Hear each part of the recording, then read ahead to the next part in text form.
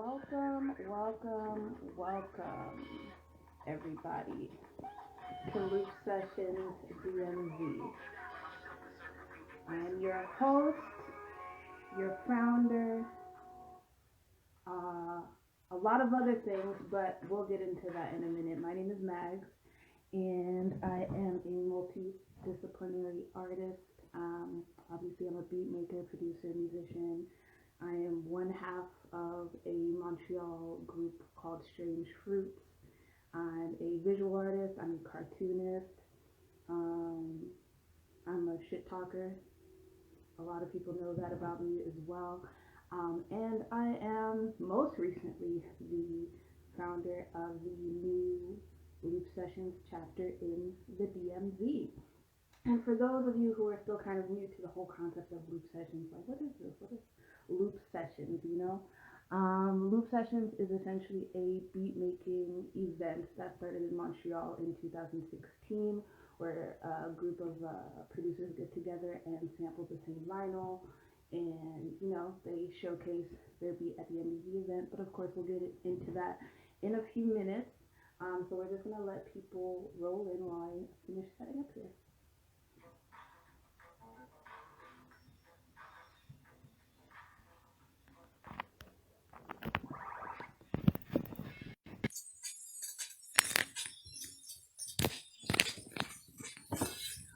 All right, let's see who is all in here.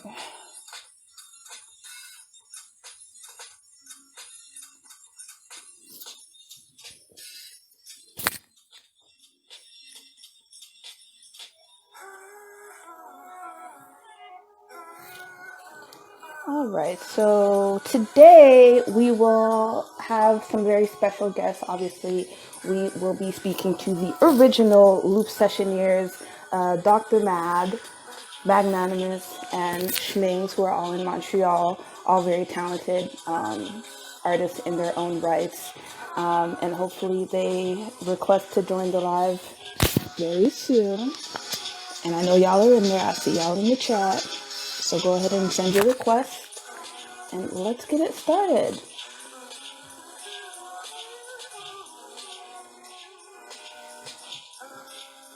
Okay.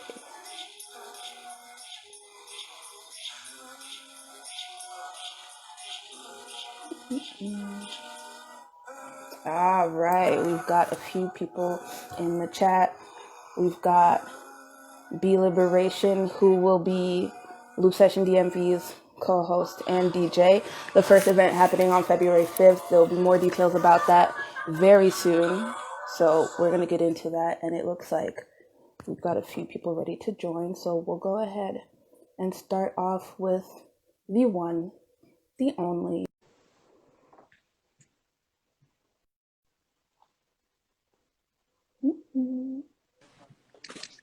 Hi. Hello, Dr. Maddie. How are we doing today? It's Sunday cleaning day. Oh, did I interrupt your chores? But it's beautiful outside. It's about minus 22 degrees. For the Americans that don't know what that means. Yeah, bien évidemment, c'était pour que tu traduises, Max. You know that. But yeah. All right. Well, I can't even open the window. It's because it's frozen. Why? Is it frozen? I hate that. First thing I do in the morning is open my window, and I can't do it today. That's one thing I do not miss about Montreal. Maryland doesn't have that problem. It snows about once a year now, since like maybe the last 5-6 years. But it is what it is. So without further ado, why don't you introduce yourself to the fine people of the DMV?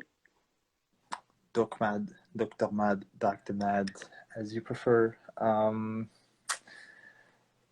half of the Loop Pilots, I would say, which is a group, a duo formed of me and my former high school teacher, Luke Jensa, who basically taught me how to chop samples. And long story short, I could be talking for hours, but basically he told me about this project he was doing, a beat making thing, a beat tape, I mean. and it was called the Loop Pilot. Mm-hmm. Loop Pilot. And years later, I guess it was the student who learned from the master, the student become the master. Anyway, basically he wanted me to join the Loop Pilot thing, you know? So we made Okay. an album, and Loop Pilot became the Loop Pilots. Mm-hmm. And we just had fun making these beats. We made an album, and we went to Brazil in January 2016. Wow. Okay. I guess you want me to tell the story about Of course. the loops. We want to Right. we want to hear what happened in Brazil that No, because you just said introduce yourself, and I was already telling. well, I know it gets a little mishmash, you know, you talk about this, talk about that. So if you want to finish resuming like who you are in the Montreal music scene and then get into the story of what happened in Brazil, you can do that. What am I? Oh, basically I make beats, I DJ, I produce, and I study law, so I try, and that's pretty much it. I'm one half of Voyage Fantastique. You know how it is. You used to be. I know how it is. They don't know how it is. Uh, You mentioned Voyage Fantastique, right. which is, if you don't know, this amazing event that used to take place in the before times. I remember the first one was at Les Beaux Bars. It was like this, you know, awesome just dance party of funk and just retro music. And that's where I met Wallopy, who was your partner in crime for Voyage Fantastique, correct? Right. So it's just one of the, facets of what we like to do, what we love to do, playing 80s boogie. Basically, it's just expressing your love of music through several projects, So Voyage Fantastique is one of them, Fly Ladies is one of them, and Loop Sessions is one of them. Mm-hmm. That's pretty much it. So now, what happened in Brazil? You and Lou went to Brazil. I think you guys were touring or something. Sort of. We Is that what it was? yeah, Lou was doing. He had a sort of a solo set, and we were there with the homies, with Wally, Butterbeat, and other local musicians, Kawe, and yeah, we did a few shows, probably about like 10 shows in Brazil during a month, mainly in Sao Paulo, not the whole country, of course. Mainly Sao Paulo, which is a crazy hip hop scene. If you love music, you have to go to Sao Paulo. Yay. Yeah.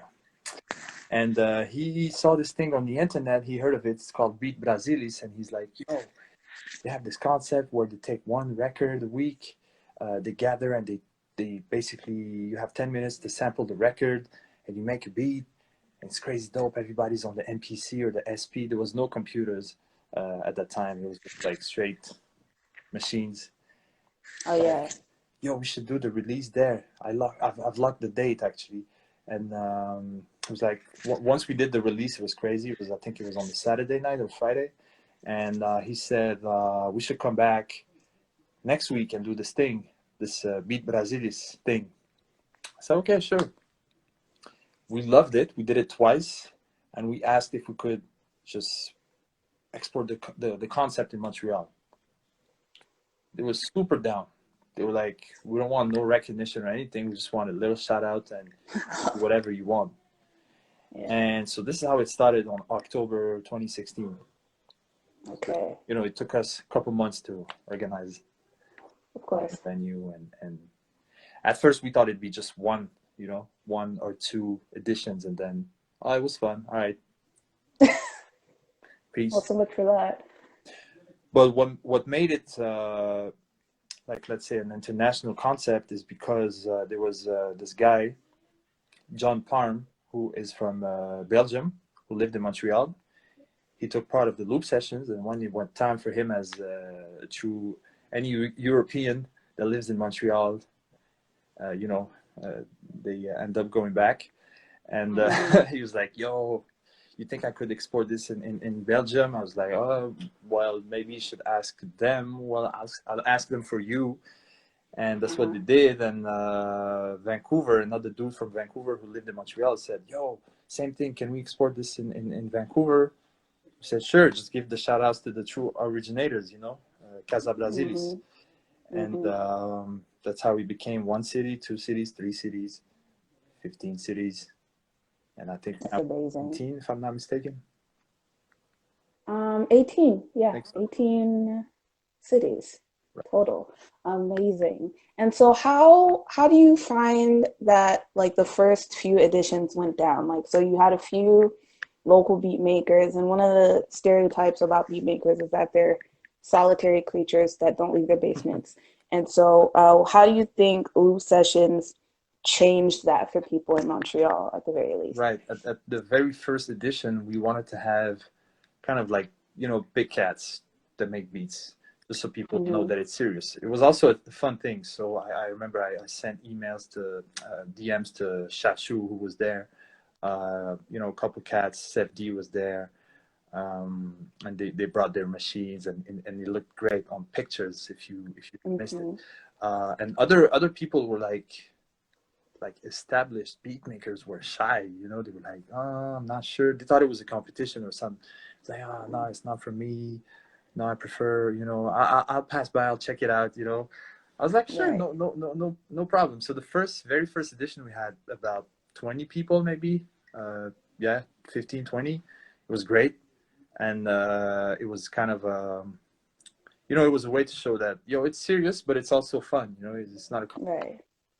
what was your question? It was how we flipped it. How do you feel Loop Sessions as an event brought beatmakers out of their shell? You were elaborating a bit on that. Yeah, so I guess it was through media communication. Just people saw the pictures, they were like, oh, it's cool. We made the emphasis that it was not a competition. It was just like, it was just a fun thing to do, and you were part of it, so it. It was just like, yo, come, here's the challenge. We have a couple hours to make the beat. It's not a competition. And we had in every edition, we had all levels of of talent, or whatever you want to say it. And it was a lot of word to mouth. Est-ce que ça comment tu Yeah, dis? well, Euh, word of mouth. Ah, Yeah. comment tu dis? Word of mouth. Word of mouth. Yeah, people. Yeah, my cousin, he makes beats. Yeah, my cousins call me. Um, do not disturb. All right.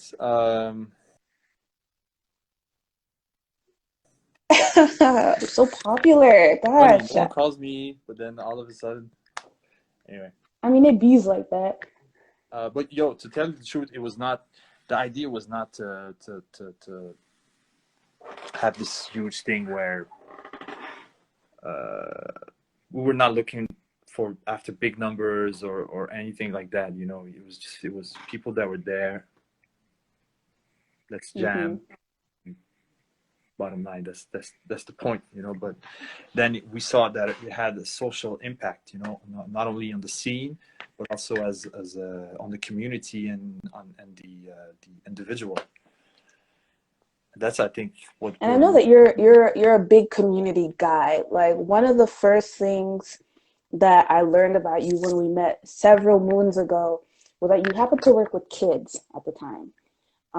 Right. You were working at No Bad Sound Studio, which is a adjacent music studio for a youth center in Montreal, La Maison Beige and Côte Neige. And for those who don't know, the group that I'm part of, Strange Fruits, that's where they got their start. So Nike and I still are part of Strange Fruits, and that's been 6 going on 7 years now. And so um, for you to see the longevity of things like No Bad Sound affecting young people, and now you have Loop Sessions kind of affecting people your own age in a similar fashion. Would you say that's true?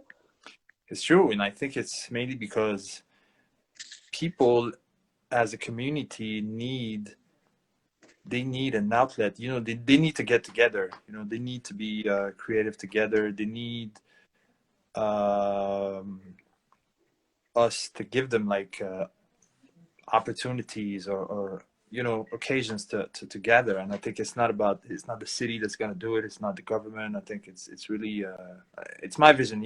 Again, it was transmitted to me by Master Luke Yensai. Right. He's part of Nomadic Massive, and they had this thing too, this sense of community, and he just transmitted that to me. Mm-hmm. It's very That's important. very I think it's nice. partly the success of loop sessions because community people they need they need that they need to gather, especially beat making, like you said, is very solitary thing. And Mm-hmm. I probably will let Mario talk about this schmings markings Yeah, that's his whole thing, right? That's like because his. he's more eloquent. He'll say it more eloquently. That's fair. That is a fair point. Before I let you go, I know that you're a very well-traveled person and you've been to DC a few times, Yo, that's correct? okay. Right. Tell us about your experience here. My cousin lives in not in DC, in Maryland, Arlington, I think. So Where? Arlington? Odenton, Odenton, Odington. Odenton. You heard of it before? I'm from Anyway, here, but I'm not quite from here, you know? So I I feel like I, Odington sounds like something from Virginia. Can somebody in the chat correct us, please? I used to take the bus from Montreal, New York, Baltimore, and she would pick me up, and it was like 30 minutes ride. Oh, okay, And I then would it's go definitely almost in Maryland. every summer, and it was like 30 minutes from DC. And Okay. I saw the White House under Bush and Obama, and Hmm. Every time somebody I'm saying comes like, here, oh, oh my God, the White House, oh my God, the Capitol, oh what? my God, the big pencil. Oh Yo, my at 13 days. years old, I was like, oh, I've been more in DC than any other places. And I remember I even have this memory from 2011, the summer we started Alez, that's we The had crew. with Kate That is. and all the cats. Uh, Mm-hmm. and it was that summer I was in DC, and I started bumping the new beat tapes from Montreal and from around the world, and mostly knowledge and mind design. They had a project that year. Oh, actually, this project, Well, there it is. Look at that. no maps, changed my life. And again, I was in DC when that happened. So it's only right that we started a chapter in Detroit. I'm not sure if uh, I saw their account. I saw that there was one event in Detroit, I think, or correct me if I'm wrong. no, yeah, Markings was there. How was that? I'll let him talk about it, but I don't think that they did a second event ever. So Hmm. all that to say that okay, they're the first, but I think that you guys are gonna do a great job. Especially I know how you work, so I know that it's not just gonna be a one-time thing. That's for sure. And I was curious, actually. I have a question. So it's Maryland, DC, Virginia. How are you gonna plan? DMV, DC, Maryland, Virginia. So what is your question? So thank you. How are you gonna? I guess it's online for now, but you have a plan for one. I've given some thought. It will take a bit of planning, but one interesting concept, because this is the first version of loop sessions that involves a tri-state area. So what that could look like is having one venue in DC, one venue in Maryland, and one venue in Virginia simultaneously doing a Oh, session okay, in real time cool. in their respective venues. We'll have to iron out the details about how like a record selection would go about, if each venue would have their own record to sample, if we would agree on one record for all three. But that's a times away, because I don't think our government is going to solve the Rona that quickly. So there's definitely time to figure out what that might look like for a tri-state loop sessions. But I am definitely very excited to hash out that concept with my new team. Good luck. Thank If you need you. anything, you know where to find us. Every chapter has their own, touch to it. So I know that you guys are gonna do great things. Thank you. Thank you. Before I let you go, do you have anything to plug, to share, to promote? No, I'm starting school tomorrow morning, and I'm scared. Anything? I don't have anything in my mind right now. Well, good luck with that. I know you study hard and you do a lot of great work Yeah, for loop sessions yeah. and in your studies. He's a smart guy. Y'all should follow him for his hot takes. I try. I try, He but I does only try. have He tries really hard. 2.5 brain cells, but it's okay. No, I already told Mario you account for at least three of those five, so okay. Wow. Oh my God. All right, I'll follow up with the discussion. Yeah. All right. You take care. Peace. All right. Bye You bye. kick me out, or I go out. It doesn't matter. I'll just go ahead and Kick remove me you. out. That's okay. All right. Okay. Bye bye. All right. That was Dr. Mad. Um, If y'all want to follow him, y'all can follow him on Instagram, Doc Mad. He's on Spotify, on Bandcamp. Follow the Loop Pilots as well to listen to their project. And yeah, we'll go ahead and follow up with who is next in here. Let's see who this is. We've got one request in here. We've got two. And so we got Art Beat Montreal coming in for the chat, and we'll see who this is. You're Mario! what it do, baby? How you doing? Over here, Sunday, so I'm having an afternoon coffee. Started a beat, and I got The Last Dance playing in the background on mute. You know the vibes. You know the vibes. All right, so we have here Mario, aka Markings, aka Schmings. That's right. A lot of AKs, but I'll go ahead and let you introduce yourself. Who are you? My name is Mario Reyes, aka Markings. Schminks for short. I'm a MC, producer, DJ, in the famous words of Madlib. Loop Sessions co-founder, 1/3 of the Art Beat Montreal machine, 1/3 of Lasers on the Ride, a podcast for everyone's consideration. And I do a lot. A man of many hats, but no masks. Very nicely put, very poetic. So tell us about your involvement specifically in the Montreal scene, and then we'll go into Loop Sessions specifically.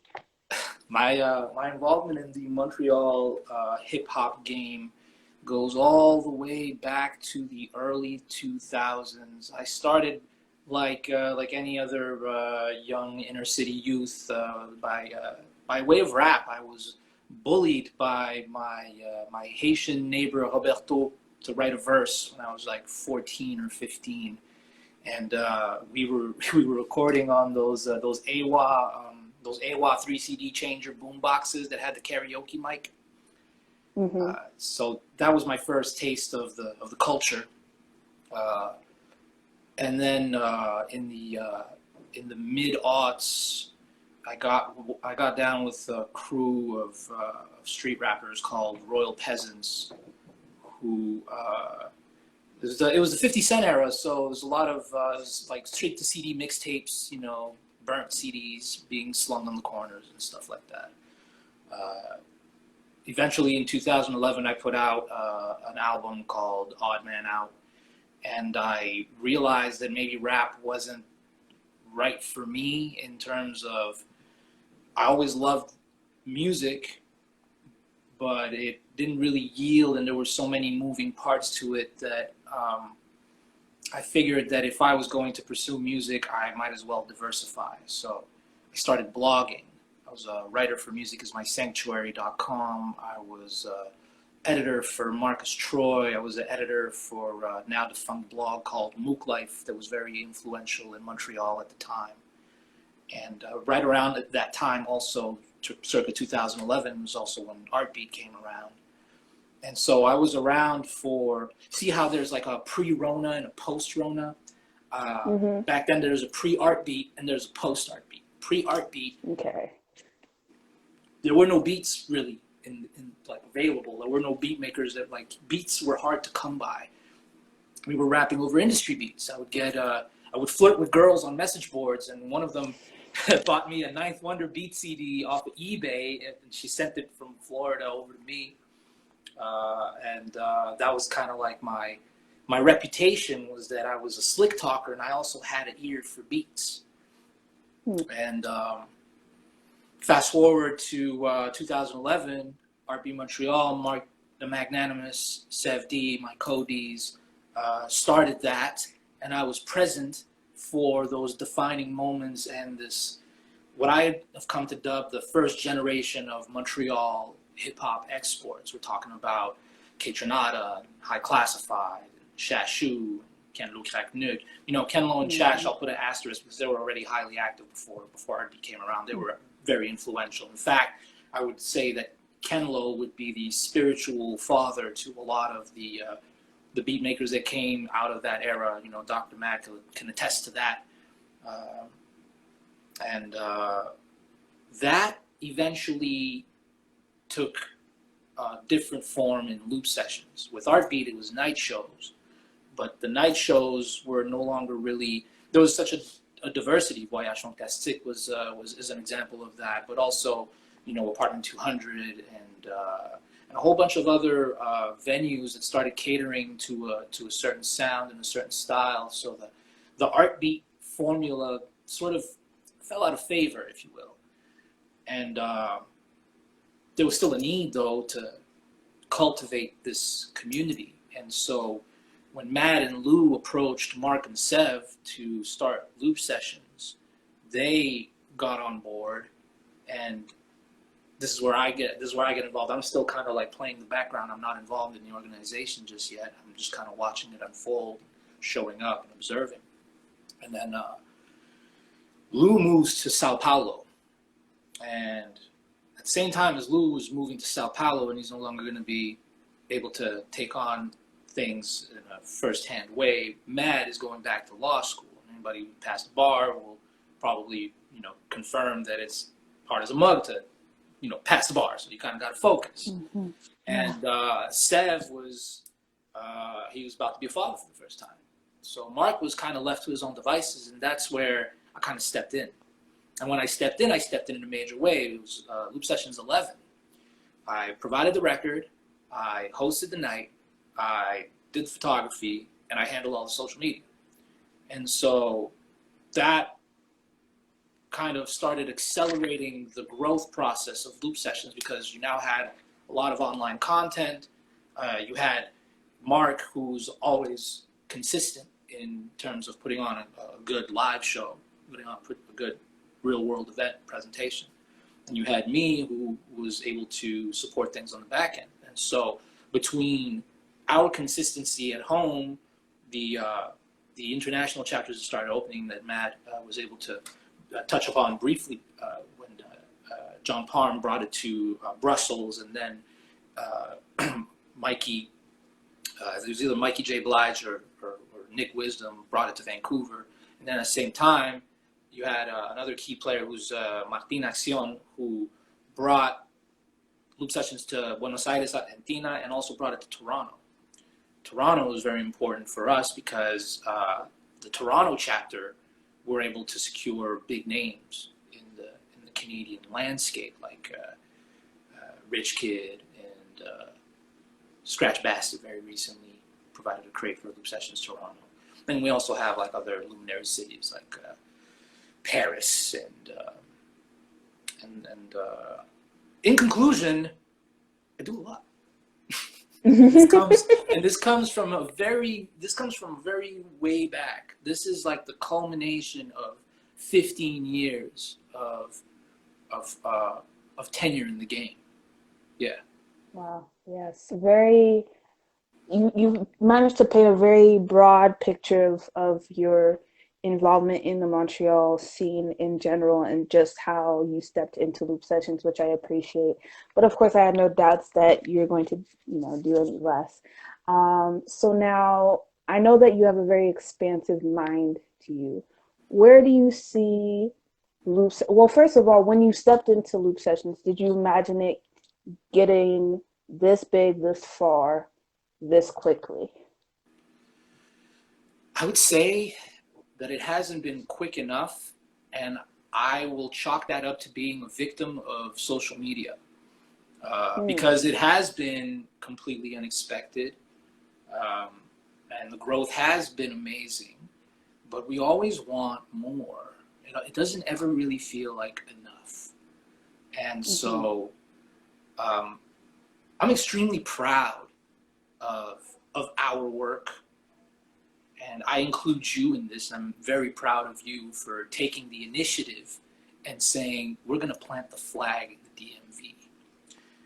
Because, and we can talk about my quick visit to Detroit when we did Loop Sessions Detroit. You know, one thing that I saw in Detroit was the need for inspiration. People who are downtrodden, who might be in a place that feels closed off, that feels suburban, they might not have the inspiration to see beyond their immediate environment. And I think that that's what we traffic in more than anything. I think that Loop Sessions traffics in inspiration. Trafficking inspiration. Oh my goodness, you got some bars today, Athea. Came here to work. Get here to work. What do you see in the future of Loop Sessions?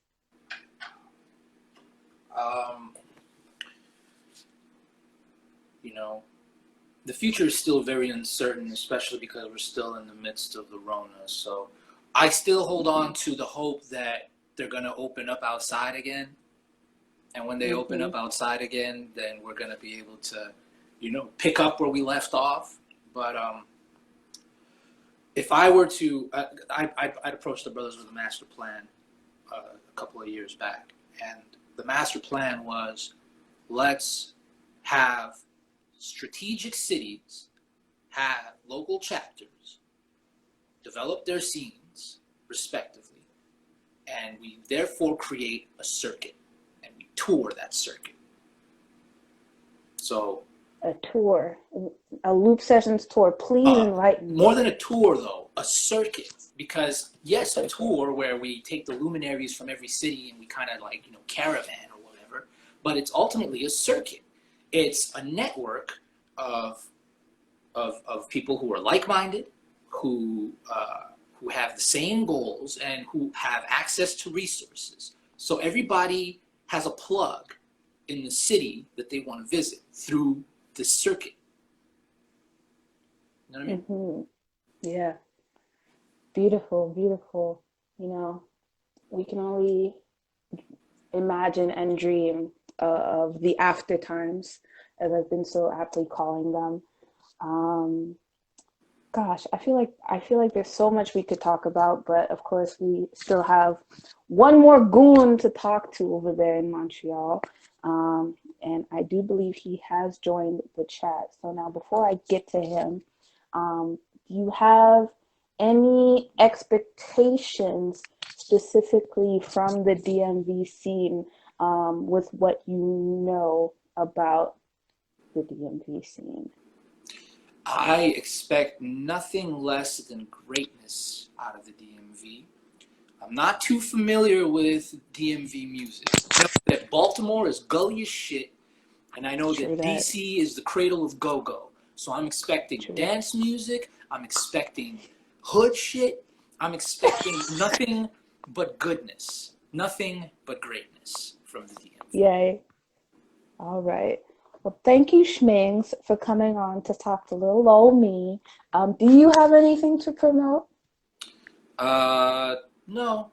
One of the big lessons that I drew out of my failed rap career is that nobody gives a fuck about me. So follow the gang at loop_sessions, at Lasers on the Ride, and go to soundcloud.com/loop_sessions and go and play our most recent playlist for Loop Sessions 53. It's an MF Doom tribute, and I'm especially proud of this one because it was very informal the way that we did it.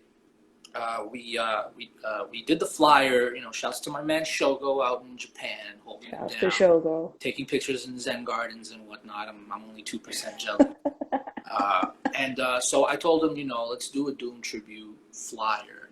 And then I looked at the flyer, and then I saw the reaction to it. I saw that our sister chapter in Vancouver had a like-minded idea. They also did a Doom-inspired event. I was like, you know what?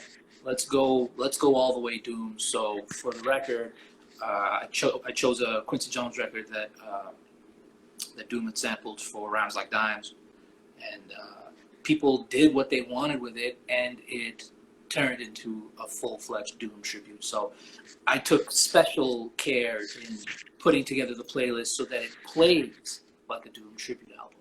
So go and peep that, and take a look at this work. Not my work, our work, the beat makers specifically.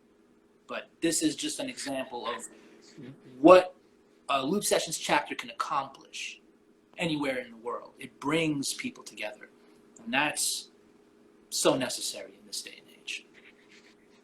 Beautiful, beautiful. Well, thank you so much, Schmings, once again for joining us. And I will see you on the other side. Yes, sir. Holler. Holler. That was Mark Kings, aka Schmings. You can find him talking shit on Lasers on the Ride, a very entertaining, very eclectic podcast that you can find on Spotify and probably anywhere else you listen to podcasts. You can follow Artbeat Montreal. They have a very special event coming up, which I know a very special somebody is going to come and talk about. By the way, I believe that's him right now. So let's get into that. Mark the Magnanimous, are you there? Bonjour, Mags. Mark! Hi! My apologies for the lateness, first and foremost. It's fine. See, it's fine because Tio Mario was here to hold it down, and Mad was here, and he was not in his bathroom using the Wi-Fi, so that's good. But I'm not going to air out his shit today. Y'all can find all of that on the IGTV for Loop Sessions. But now we finally have the last of the Three Stooges, but not least, of course. Mark, how are you doing? I'm good. How are you?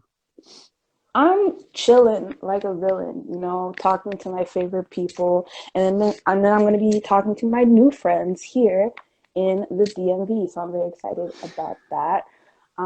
But who are you, Mark, the Magnanimous? Who What am do you I? do? Okay. I am Mark, the Magnanimous, also known as simply Magnanimous, because Mark the Magnanimous is a little lengthy for an artist name. Oh, please. I am the co-founder of Artbeat Montreal. Shout out to all the paraphernalia. Artbeat Montreal, Loop Sessions, Urban Science Crew, K6A Crew, DJ, beat maker, not as much as I'd like to, but sound engineer, mix engineer, event organizer, and that's about it. Tell us how you got started in the Montreal scene.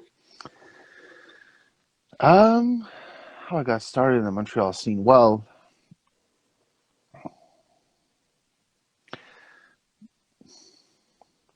like the really active is, I'd say. Wow. Huh? Whoa, vas-y. No, but I'd say, like, aside from, in the youth days, we used to try to do things, but then, you know, later on in life, I'd say around 2007, 2008 is when I really got involved in the Montreal scene, linked up with some of the brothers, Monkey, Sefdi, Urban Logics, OCL days, for those that remember the OCL days, the Outerwater days, Saint-Henri, 3035. You're talking to a bunch of Americans who have no idea what you're saying. Nah, at least Schmings knows what I'm talking about. But, started off, you know, like, linked up with the homies and worked on music, whether it was doing some session engineering or DJing, organizing. We held an open mic for about 7 years, weekly open mic that we started in 2008, 9, and then Art Beat Montreal in 2011. Yes. Tell us about Art Montreal. I know that Mario touched on it quite a bit, but I feel like you were definitely at the crux of like the very beginning of it. I mean, you're literally the co-founder, yeah. Yes. So, what is Art Montreal? What's it for? What's it do? What's it eat? What? How does it feel? Oh, how does it feel? Art Beat Montreal is a collective community, a brand, a stamp. But essentially, Art Beat Montreal was started off by me and Sevdi, later on joined by Mark Kings shortly after. But we started off doing beat events, essentially wanting to put the beat makers in the forefront. And me and Sevdi were both involved in the that open mic. My apologies. And at some point, I was like, it would be really cool for us to do the equivalent of this for beat makers, because we had a bunch of people, talented people around us, such as V Looper, such as Ken Lowe, such as Smiley and Jam and Sev, and a bunch of other beat makers, Phil Sparks. And we're like, well, let's just do this with beats. That was the initial feeling, the thought, the need to want to put forward the beat makers. Because all the events were really all catered towards vocalists, and much love to vocalists, but like rap shows were centered around the rappers. Most shows were centered around vocalists, and even open mics were predominantly for vocalists, slam poetry, rap, singing, whatever that was. And then it was like no real, in real life environment for beat makers to just gather. Obviously, the internet was the place. Wow. I'm just reading the comment. It's unfortunate that these comments won't be in the IGT, nonetheless. That needs to be the next Instagram update, but I digress. But yeah, basically, Art Beat Montreal, so we put on a long series of events, different types of events, what we called the Beat Builder Roundtable, which is 5, 6, up to 7 sometimes beat builders on stage, plugged in, and we go in rounds and people play 1.5 beats live, like a half party, half show, half social gathering. And I think that through those events that we put on, the so-called beat scene galvanized in person, outside of the digital realm, came together and formed actual real life connections. And I could go on, I think, but I think that's enough. So that is the story of the early days of Art Beat Montreal. Now, how did Art Beat Montreal come to be the engine behind Loop Sessions? Well, very simply put, Dr. Mad and Lou Pienza are the homies. Lou has been around through Nomadic Massive for quite a while. Dr. Mad grew with us through Artbeat and Alez. And so those are the homies. They went to Brazil. They got inspired by Beat Brazilis. Came back to Montreal and got in touch with us. And we're like, yo, guys, we got this idea. Would you guys be down to help us make it happen? Would you guys be down to get involved? And as simple as that, Artbeat, the mandate is to help promote and push beat making. So it was a no-brainer for us to be like, of course, not only you guys are the homies, but beat event. Let's go. Let's make it happen. And with Artbeat, we had like a 2 year hiatus of sorts. We did have like some other collaborative events, some with Jack of all trades, some with, but like the main series. So Loop Sessions, that's essentially how Artbeat got involved in Loop Sessions. Since the very beginning of it was Loop Pilots, Artbeat Montreal collab, and at some point, how Artbeat got a bit more, I'd say, became a bit more the engine behind Loop Sessions is that Lou moved back to Brazil, and Mad had to focus on his academic accomplishments. And so, Artbeat became a bit more the engine behind it, but it was pretty much it, and it still is a collaboration between the Loop Pilots and Artbeat. Okay, all right. Well, what are some of your highlights from collaborating on these Loop Sessions events in real life? Like what are some of your IRL highlights from Loop Sessions? Well, 1 year anniversary. 1 year anniversary was definitely a highlight moment, just because it's like the biggest one we had done yet. It was little over 60 beat makers. Mm-hmm. And man, so many, because I'm trying to process. A specific moment. Look, the extension level event for those who know what it is. Maybe a few in the shout out to Pro V, shout out to Sens.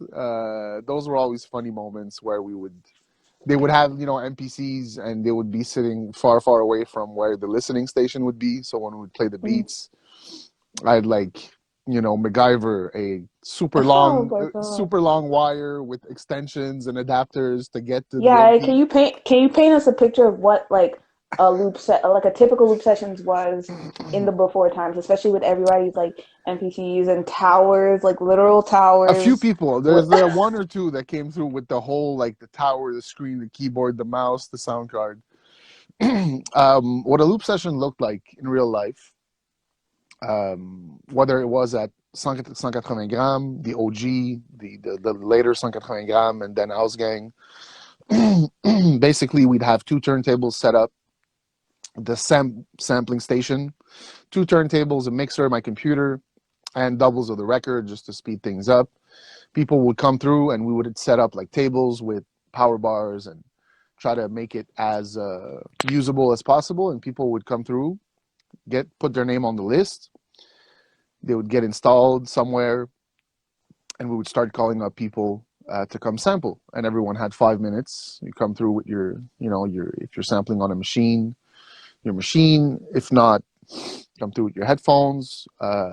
Give you a USB at the end, but you basically sample. You have 5 minutes to dig on the record, and I'm recording those 5 minutes. And at the end of 5 minutes, you're getting that file with the recording. So it wasn't like you have from 12 to 7 to at home. Before it was like a very real challenge. Like I used to go regularly, and I would just be begging, like just to have the record be cooperative and not land on like some really boring, bland ass shit. Like I'm just like, come on, let me just get something out of this 5-minute Audacity file. But it wasn't all bad. It's part of the challenge, but it's part of the challenge.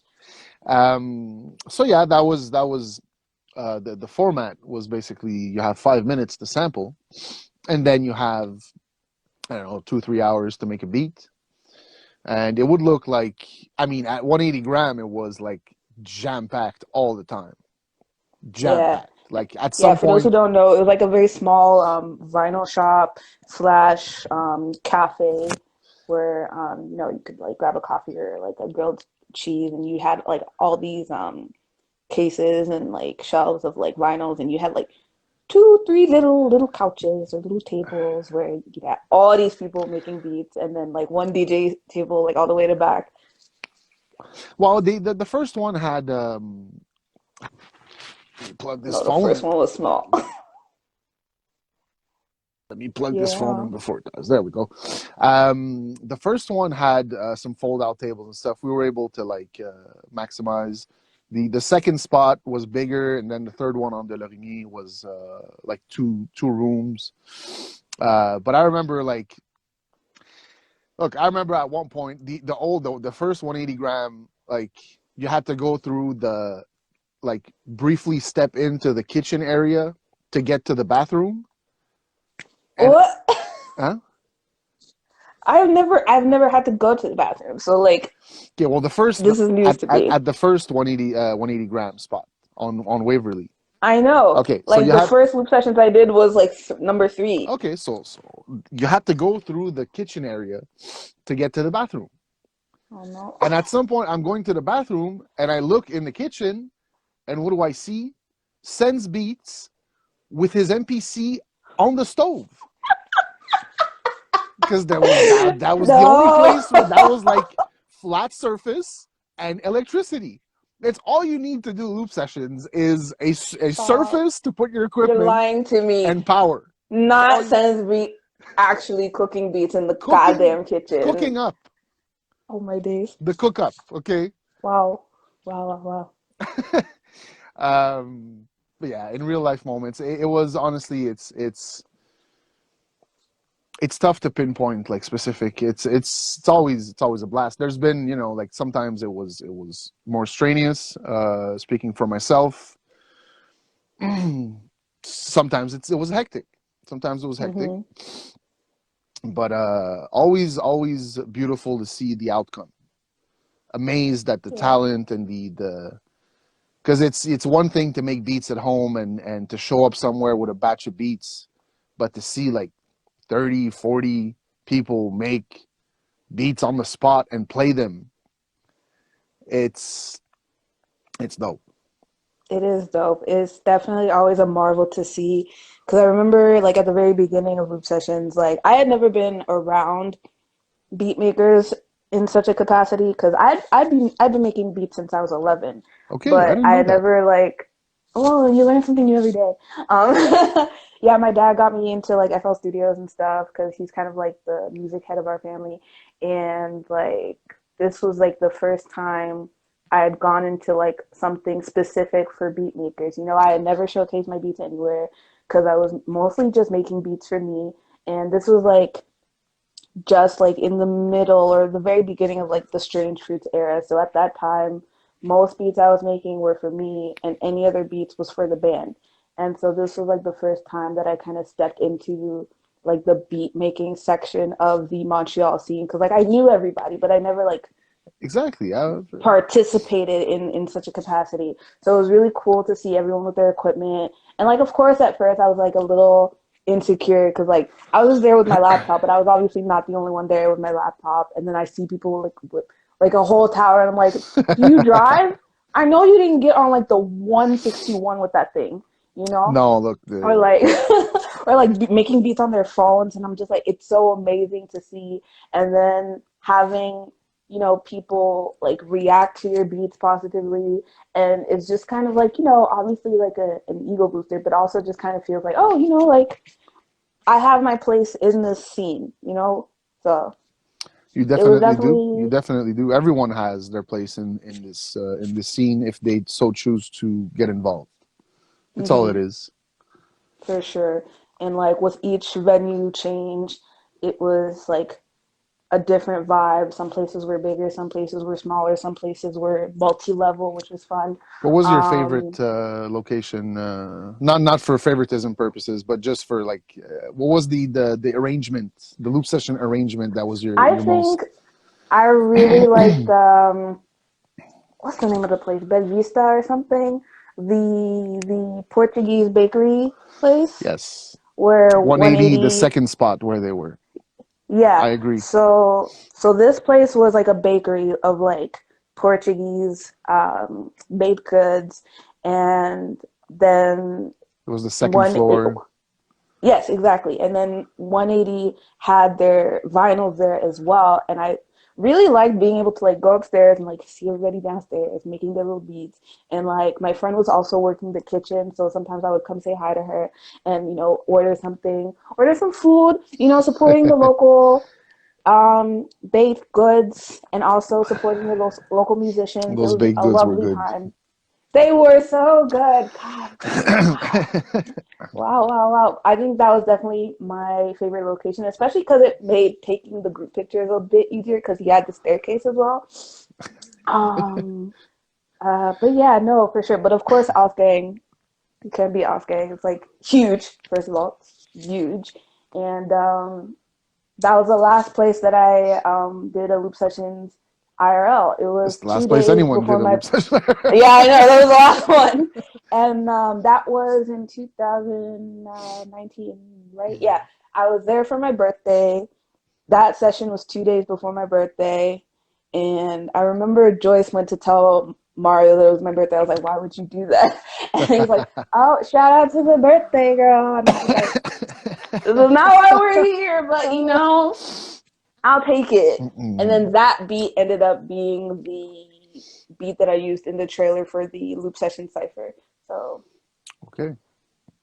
yeah, no, lots of memories. But now that we've taken it online, first of all, what were some of the pros, the cons, the challenges of going from IRL to URL, and what differences have you noticed? Well, challenges, I'd say at the beginning was we didn't want to skip an edition. We didn't want to stop. So we knew we wanted to keep it going in some way, shape, or form.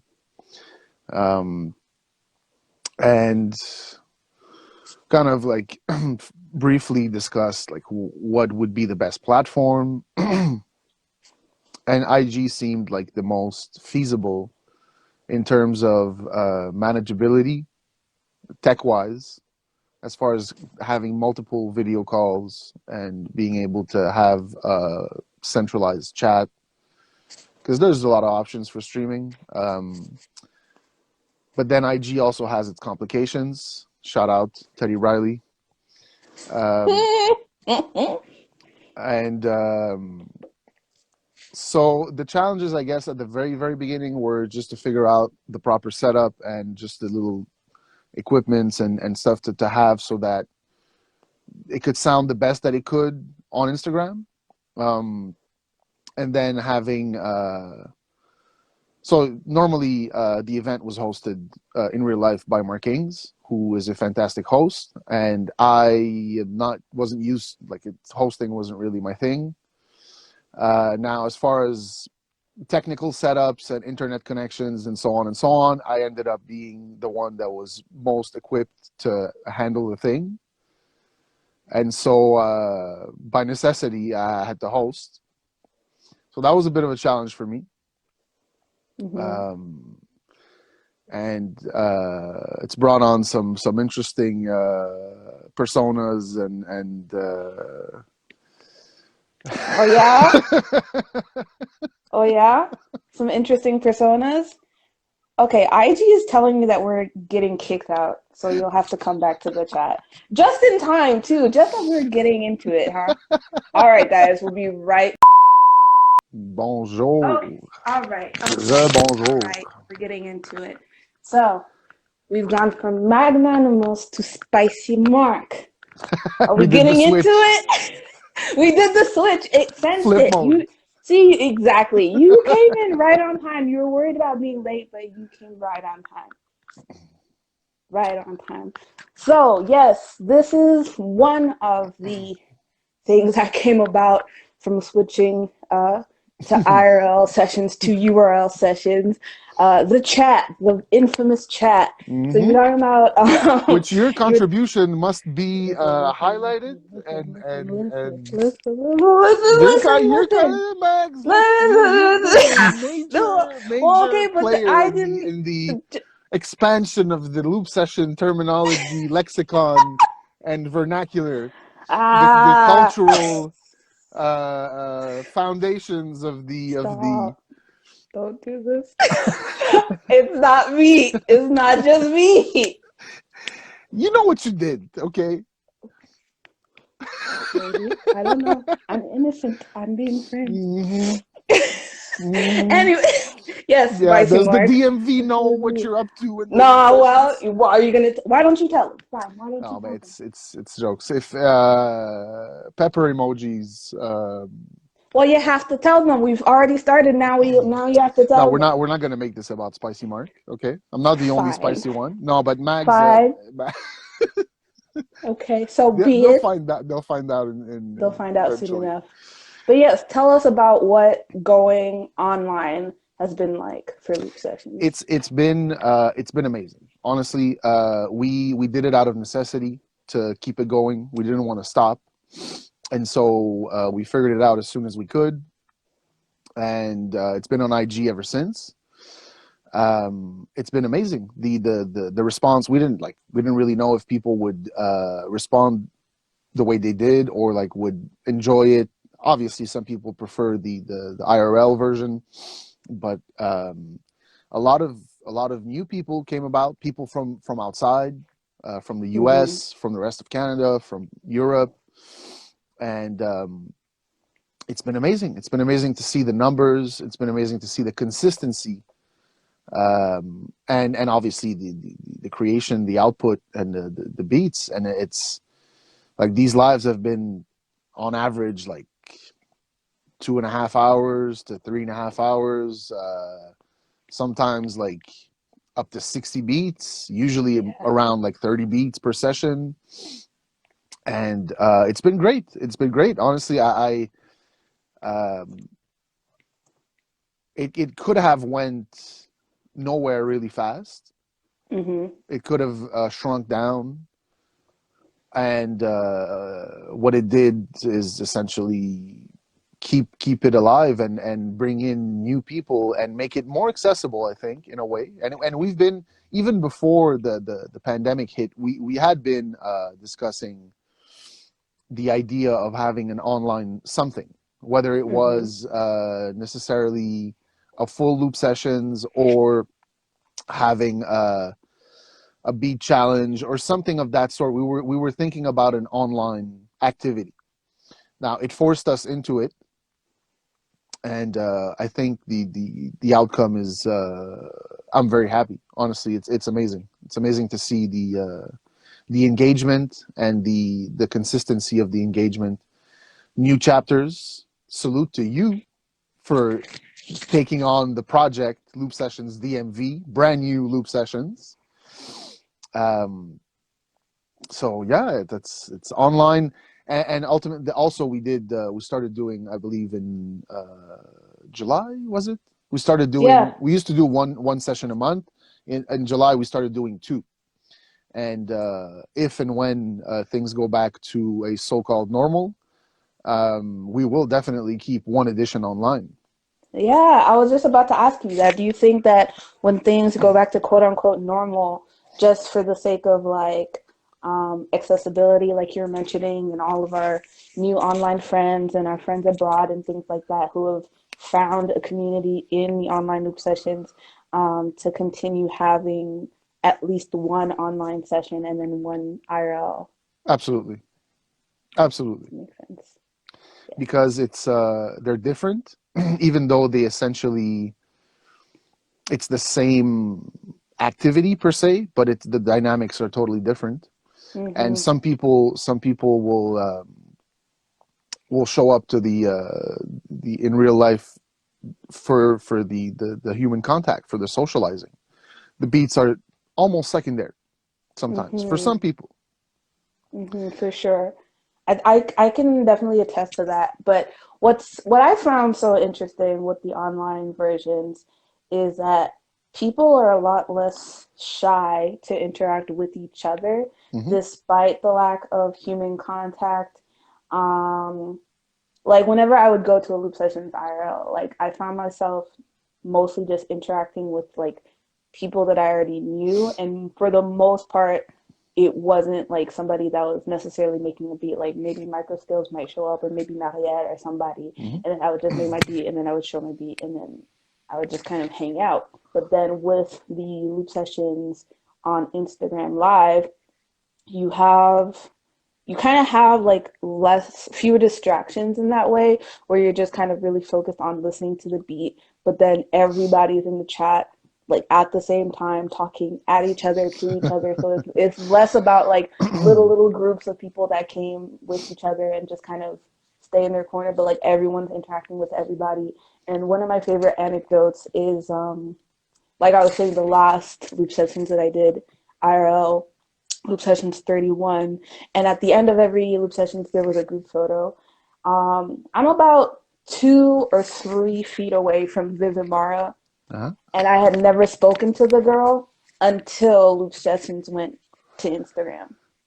You see what I mean? And it's Amazing. like I didn't even know she was there. I didn't know who anybody was. And then when you figure it out, like you figure out who like people like Evan Shea, for Mhm. example. You know, it's like these are people that I'm now friends with that I would have never thought to go up and speak to, you know? That's amazing. That's amazing. It's true that the online is easier to sort of break that barrier. And then I think when it goes back to in real life, it'll make it that much stronger in terms of the interactions. Yeah, I feel you on that. I feel on that, and even I'd say throughout the online editions, I've actually had more time. That short period of time that I speak to people between, like, that's usually longer than I would get to speak to people in the real life edition, because it's so Yeah. like there's a lot of things to manage. It's moving fast. The time is, we have less time Mm-hmm. sampling. Like, everyone has 5 minutes to sample, but we're passing 2 people at a time, and there's like 40 people on the list. So the talking time between, like, for let's say us or me to talk to people was a lot less. So in that sense, the online also helped me to connect with certain people more and talk to them more than in real life, Mm-hmm. at a loop sessions. So And that's the that's thing, very like interesting. most people at the loop sessions were busy. Like if Yeah, you weren't DJing or if somebody wasn't hosting or doing sound, everyone else was making their beat on site. yeah, Like yeah, there were for very sure. few people that were there that were just there to like socialize, because they were just socializing with other people that were not making beats, because everybody else was on their device or listening to the sample for Yeah. 5 minutes. You can't really talk while you're No, a digging in smoke a break. record. People would be Or like, during the smoke, so people go out to smoke, come back to the yeah, beats, and even then it's not that long, so it's like hmm for sure very very different. And like you said, like once we all get back together, we're all gonna be united by the power of spice, and the everyone's gonna online be brought the spice. the online brought the spice, but IRL now we're gonna was not as spicy, that's for sure. exactly, but now it'll be different. Now it'll be different. And I can promise you that it'll be different. But yeah, thank you for coming on. Talk to little old Thank you, Mags, me. for taking the time to do this, and thank you for stepping up and creating this Loop Sessions DMV. I mean, I feel like I had to, Loop Sessions has done so much for everyone in the community. Like you see it all the time, and like the interview that we did for the Loop Session Cypher, like me and Viv and Sab, like we basically all agree that like it has helped us get through this pandemic, being able to like have something to look forward to once, twice a month. Even if we don't get a beat out, at least can join the chat and find the shenanigans there with all our favorite people, and just have that moment to like share something in common for a little bit. And that is expanded past the loop sessions. Now there are these famous Twitch sets that happen. Because Is that your Magnanimous is segue? also a DJ who has a very erratic schedule on Twitch. Okay. But yeah, no, I was going to ask you if you have anything to plug or promote, but See, this how it feels to be on the other end of the. Do no, you have it's anything not. to It's plug, not share, even. promote? Normally, when I'm doing this IG thing, I'm used to like asking that like 40 times in a row.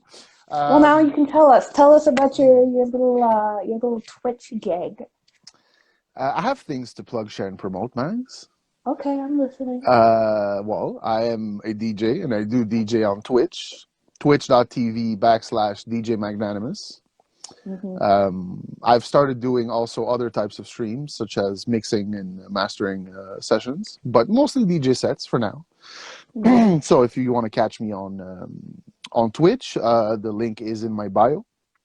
My schedule is erratic, but that will be fixed very shortly. Consistency is the key. Hmm. Um, we're also doing, like we do every year, Montreal Loves Dilla. Yes. February 6th. You can check it out at montreallovesdilla.com. It is going to be a Twitch thing, but we do invite everyone to go on montreallovesdilla.com. That is the portal to this whole experience. Our Beat Montreal, De La Rap, Neon Cactus, Sunday Scratch Shop, in collaboration with the James Dewitt Yancey Foundation. Some very special interviews, DJ sets, pretty much a full day, 12 hours of Dilla. I do believe DC has its own version of this. There is a DC Loves Dilla. I'm sure there's But for the American friends in the chat, if you could just briefly explain what MTL Loves Dilla is. what Montreal. It's basically it's a J Dilla JD tribute event that we put on every year in February. What more can I say? It's a celebration of his life and his work, and the influence. I can't begin to talk on the influence of JD's music and JD's work on for me personally, but for the whole community. Artbeat would not be what it is without the influence of JD. And a major salute to Detroit. When we talk about JD, it's JD and his community. It's not just him. Mm-hmm. And some people know Dilla, some people know JD, some people know different pockets of his work. But the more you get a bigger scope of his work, it's there was once upon a time, he passed in 2006, and there was, rightfully so, a period of Dilla hype. And once that Dilla hype sort of started fading away a bit more in the 2010s and moving on, it's more and more I feel relevant to keep that legacy alive as much as possible. Mm-hmm. So yeah, Montreal Loves Dilla. It's a yearly celebration, and there's no amount of pandemic or lockdowns or curfews will stop us from celebrating the life and work of J Dilla. So it's Well, going that's down good to February hear. 6th. It's going down. Okay. So okay, Mark. Okay, Mags. Okay, you don't have to yell at me. Why are you bullying me? God. No, look, you guys, look, chat. You need to know, Mags is the one who bullies me. She acts like this in front of y'all, but then behind closed doors. Don't expose me like this, Mark. Do not Mags is a expose me. bully. Mags is a bully. She's nice. She's nice. Anyway, I'm going to let you go, Mark. So, like the man said, February 6th, Montreal Loves Dilla, which happens to be the day after the very first Loop Sessions DMV. Also happens to be February his birthday. Well, see, now everybody has to just come to everything. That whole weekend, there's also you just going gotta to be block it off. other Dilla celebrations. There's there's going to be a bunch. We're doing our thing because it's how we do, and it's No, of course, naturally. If not, people can Loop Sessions 54 next Mhm. Wednesday. Well, this Wednesday, actually. No, It's in yes, just this a few Wednesday. days. True. Yeah. Correct. Correct. And then another loop sessions, DMV on Saturday. On no, what am I saying? Friday. Friday. Sorry. Your event is Saturday, Mark. Yes. Yes, it You see why I bully you? is. I need Anyways. more coffee. Is what it You is. need a lozenge, is what I think you need. Okay, c'est Please. comme ça. We C'est say comme comme ça. yo. I don't think coffee is going to help that. Maybe a nice chamomile tea or jasmine, some honey. Maybe avoid the cayenne. But I will leave you to it, Mark. Thank you, Mags, for this and for everything to come. Yes. Salute to the whole Loop Sessions DMV team. Yes. Who we'll be talking to right this minute. So I will leave you to it and I will see you on Wednesday. Yes. Peace. Peace. That was Magnanimous of Art Montreal / Loop Sessions. You can find him on Twitch. You can find him at Montreal La Villa. But most importantly, you will find him this Wednesday holding down host duties at Loop Sessions 54. So for those who want to take a quick look at how it goes down, y'all are invited to participate or to join the chat, which, as you've seen, is a lot of fun, happening this Wednesday. Sample drops at noon and the stream starts at 8.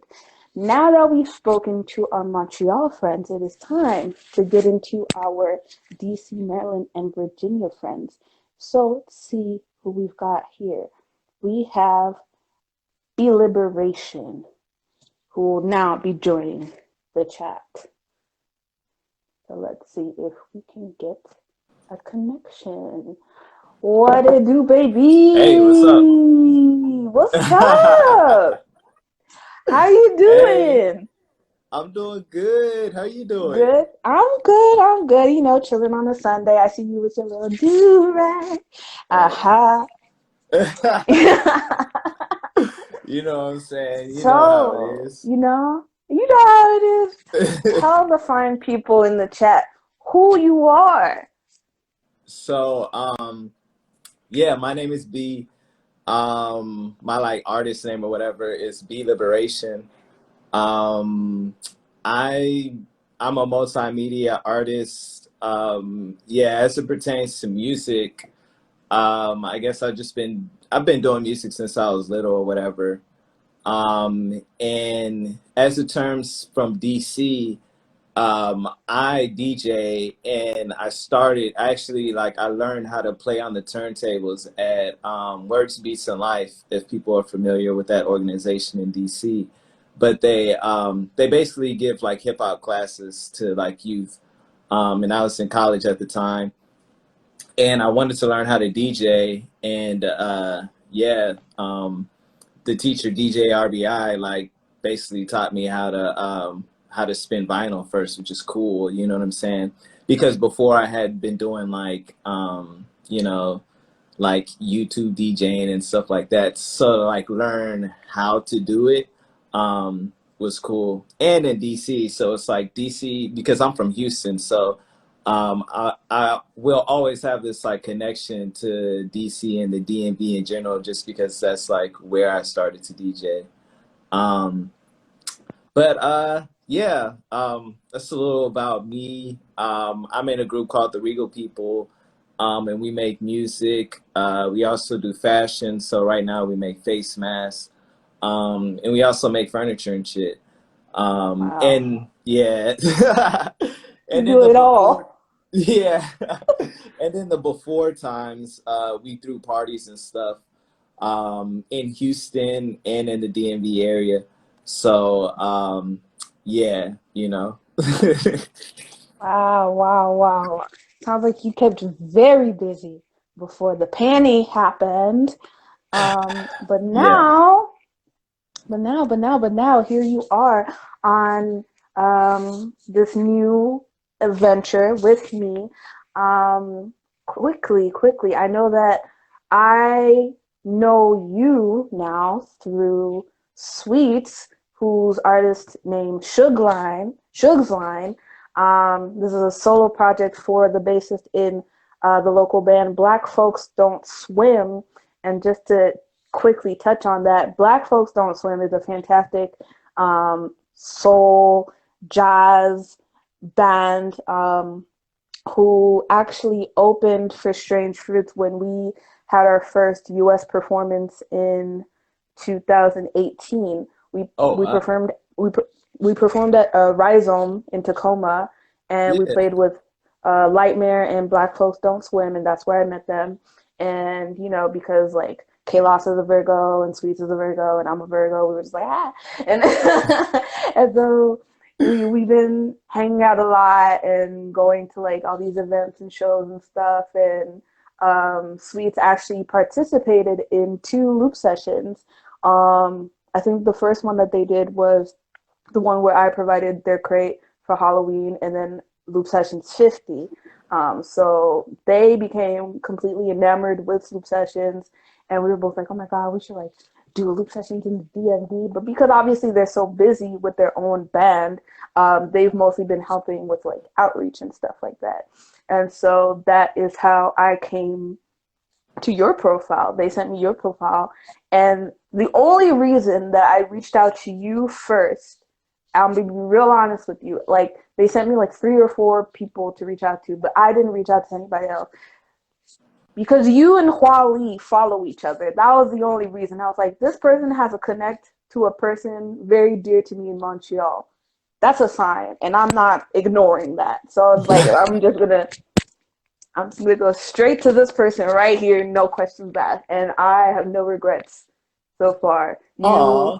are an exuberant personality, very talented. I checked out your SoundCloud, and you do all these things like with the Regal people, and it's just so exciting to have you on board. And I would love to hear what you think so far of like everything that you heard today about like the origins of like loop sessions and like what you hope to bring to the DMV. Well, first of all, thank you for those kind words. You know what I'm saying? Like, I'm blushing right now. You know what I'm saying? But Stop. nah, like, thank you for real. You know what I'm saying?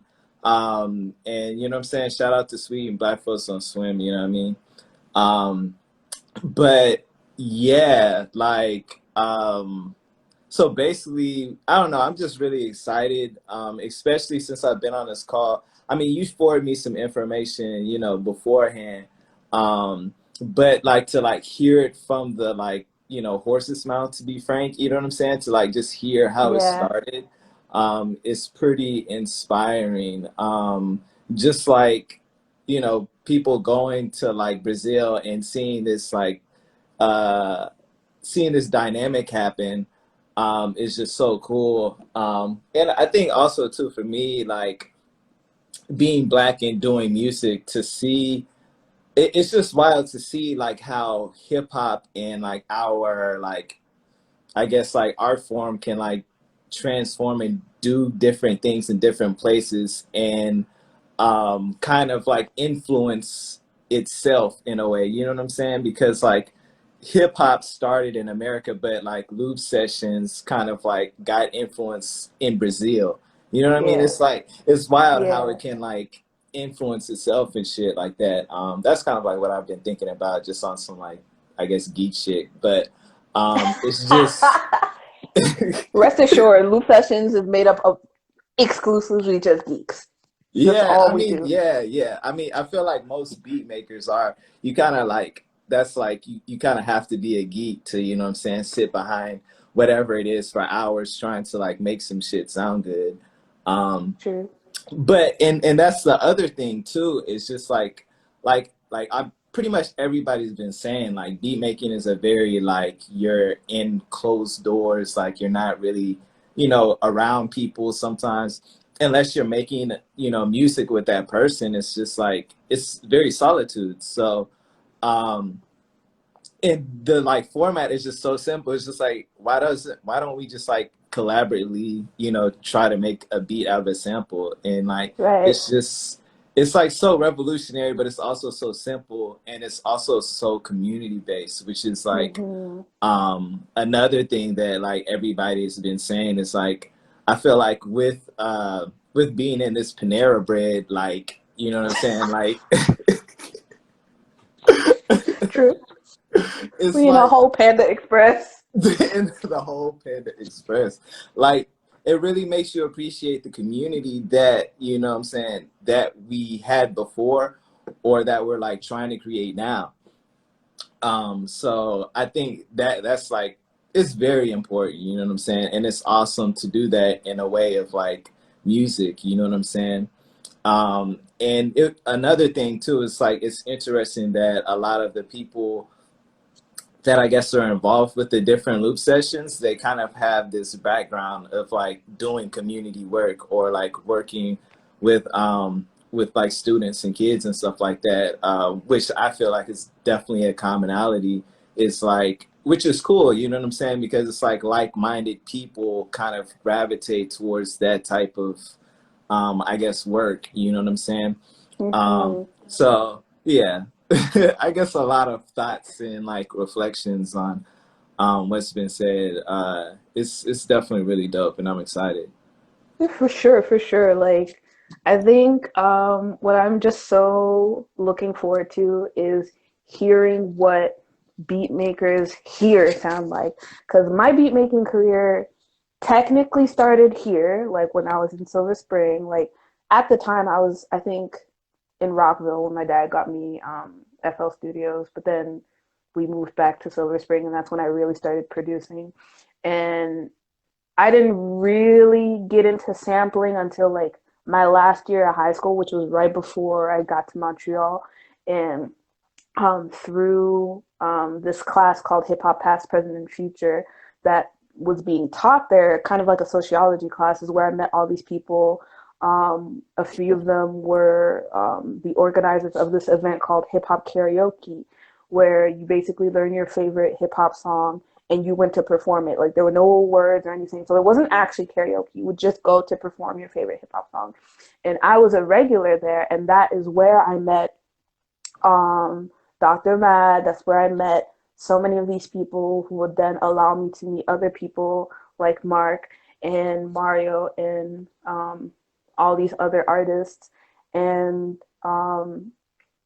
just kind of being able to recognize what the Montreal sound is. A lot of it obviously takes inspiration from Brazil, like you and I had mentioned. Like when you were listening to a lot of Montreal artists, you would notice that they had like that kind of Brazilian vibe to them. And so, unfortunately, I never got the chance to really explore that side of beat making here. You know what I mean? Like as soon as I moved back in 2018, I was so focused on, finding work and finishing up my papers for immigration and stuff that really the only music that I was exposed to, other than Black Folks Don't Swim and Lightmare and stuff like that, was just, the stuff that I grew up on, listening to Donnie Simpson and 93.9 and all that stuff. But like really getting to know like what the beat making scene is like in Maryland, not just the DMV at large, but like specifically in Maryland. And I know that you're based in Baltimore now, so I would love to hear what the scene is like over on your end. Yeah, so I guess it's a little interesting because I was in DC. I moved during the pandemic, so I was in Anacostia before I moved to Baltimore, like maybe like 6 months ago or whatever. Um, Okay, so like recent. so yeah, it's recent. But so it's like I guess I haven't really been in the like Baltimore community as much since it's like the pandemic. But in the before times when I was in DC, um, like I mean also too like in the DMV, I feel like people who were doing shows because I would still go to shows in Baltimore and stuff like that, but I just knew more people in DC.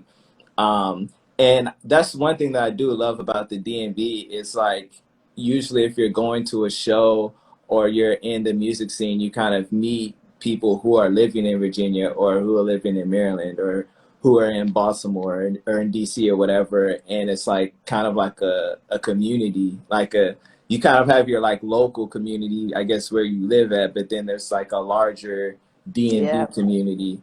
Um, Hmm. but yeah, so there's this place in DC. I'm not sure if you're familiar, House of Secrets. Um, I've heard of it, but I haven't been. okay, yes. So it's like it's with people who are familiar with DC, the House of Secrets is in the Shaw neighborhood, which is right next to Howard. And basically, Okay. yeah, it's like since the 60s, it's kind of been like a speakeasy spot. Like people would do shows at the Howard Theater, and then the House of Secrets would be like the after hours, after party spot. Um, so it kind of like has a history of like Prince playing there, like Aretha Franklin, like, all the like stars and stuff like that from back in the day. And even like now, Raheem Devon and stuff like that have been through there. Um, so recently, before the pandemic, one of my friends is doing parties there, but also kind of like having people kind of like create music in the space, because since it's such a historical space, you know what I'm saying? It like has this energy about it that just makes it very welcoming to people who want to make music.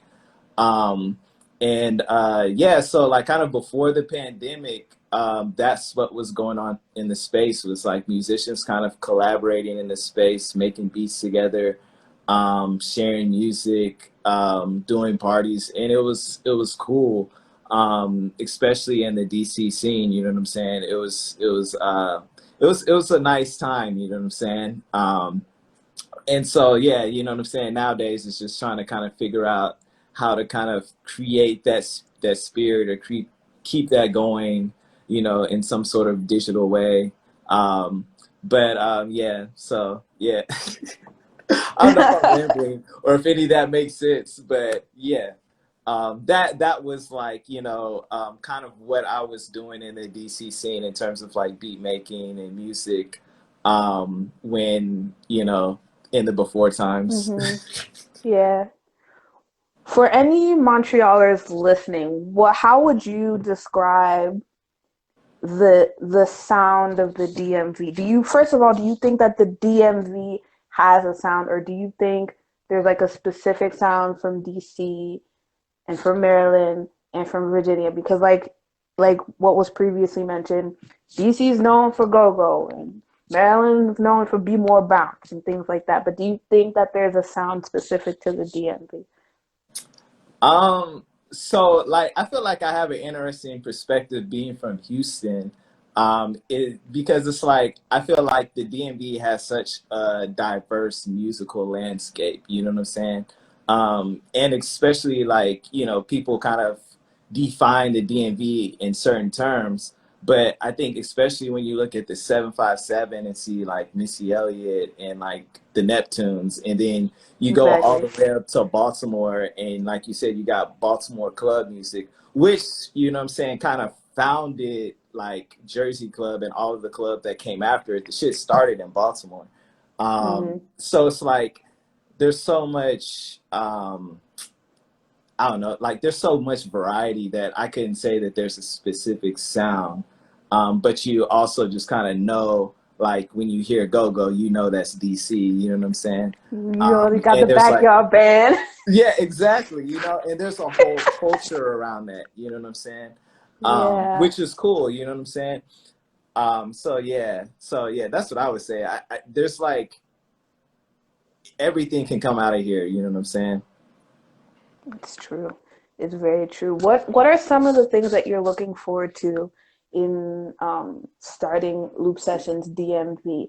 Now that you've heard a little more about it. Um, I'm looking forward to like, just like from y'all's conversation, because like about how doing this online has created community and like, has been really fun.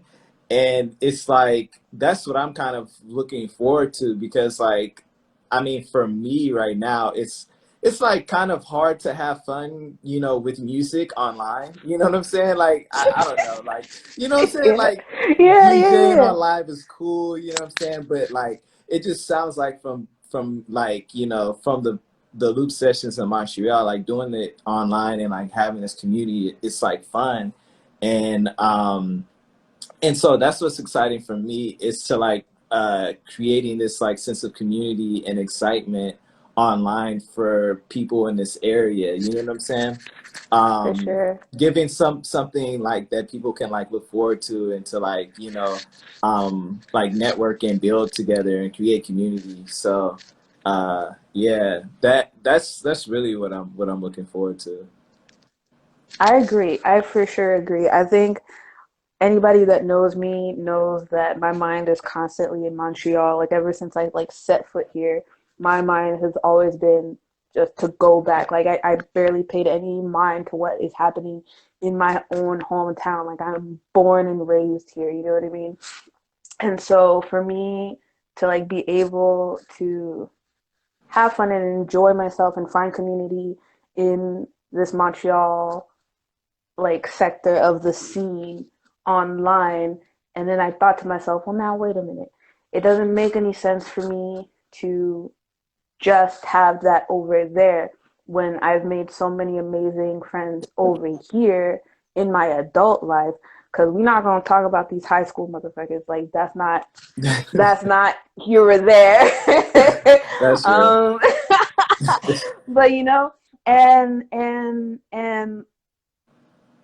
I want to be able to like say like no matter which home I'm in, I have something to look forward to when I go back. So like obviously so much of my adult life was formed in Montreal. Like I moved there on my 18th birthday. I spent 8 years there, and it's like moving back here. It's like I need to be able to create a new sense of home in this place that I grew up. And I think Loop Sessions DMV makes the most sense in the way to do that for me. And I look forward to making connections between more artists in the DMV and even beyond the DMV. Like I'm somebody who naturally wants to connect people to other people. Like I'm also a festival co-founder, and one of the things that I found the most joy in was after seeing every other event go about, you'd have like the headliners talking to other headliners and talking to other openers and doing projects beyond that festival together, and knowing that they would have never even crossed paths if they hadn't been selected to play at this festival, you know, or like just being able to curate events where it's like, I know this person does this kind of art and they would benefit from this audience. And so let's have them open for this person. And then it's like a whole world opens up for them just by virtue of wanting to like connect people, you know, and that's something that I'm hoping to be able to do with Loop Sessions DMV. So I'm very happy to have you on board. I'm very excited for February 5th. And where can people follow you and find you in all your projects?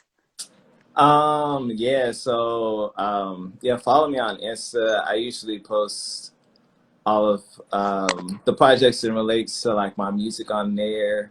I just released this like chop and screw version of Deep End by Fouché, if people know that song. It's pretty cool. I'm gonna release a visual. I also do visuals, so I'm gonna release a visual to the chopped and screwed song, which is kind of something new that I've been doing. And also to follow the Regal people. You know, that's kind of like where a lot of like the merch side of things are in terms of like furniture and face masks and stuff. And yeah. All right. Well, thank you so much for joining us today. And Nah, everyone thank you, should, Max, for real. Like this is dope. Like this is really dope. And like yeah, thank you again for starting this year, you know what I'm saying? yes. Like I'm just so excited. Like and like you said, I'm like excited too, the fuck? yeah, I'm just excited too because like I feel like I know people who make music in different places, so I just feel like the DMV joint can be like really dope in terms of it being like it's this. I don't know. I'm just really excited about it. That's all I gotta say. Yay! Well, I'm so happy to hear that, and I'm very excited for our first event happening on the 5th. So everyone should definitely come check it out. Yes, most definitely. Yes, all right. We're gonna move right along to our next guest. So I'm gonna let you go, and I will see you in the chat. All right, take care. That was Be Liberation. You can find them on Instagram. You can find them at the Regal People. If you're still in the chat, put all your things in the chat and we will all go check it out. Now let's see who we've got in here. We've got the Black CR Fund. Let's see if you're still here and if you will join. And there you go. Hello, hello, hello. Hey, Hi, how are you doing? I am well. How are you? I'm doing well. Thank you so much for joining us today. I'm very excited to talk to you about your project, your mutual aid project, as well as your music. But before we get into that, please introduce yourself. My name is Mariah, and I perform and tour and do all my music under the name Woven In. Oh, thank you. Thanks, Nancy.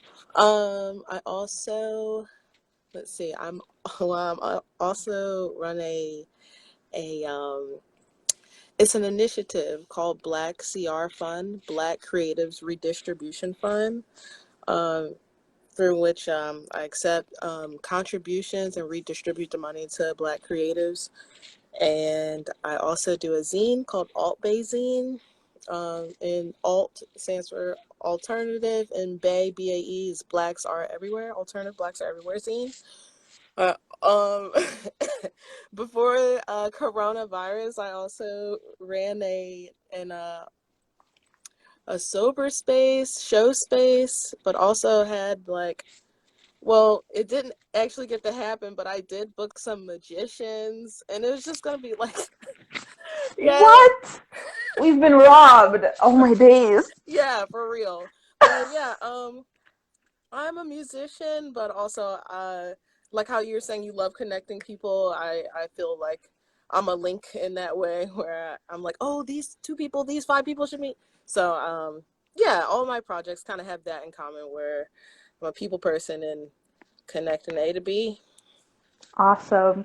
That's so amazing. I would love to hear more about, well, first of all, your project Woven In, as well as your involvement in Grimalkin Records, because I know that that is how we connected. I have a friend, Ashanti, who some people know as the Polaris winning artist, as well as amazing shit poster on Twitter, Backwash, who was a former collective member of Grimalkin. And so I would love to hear more about your involvement in Grimalkin and what they're all about, if you care to. Oh yeah, awesome.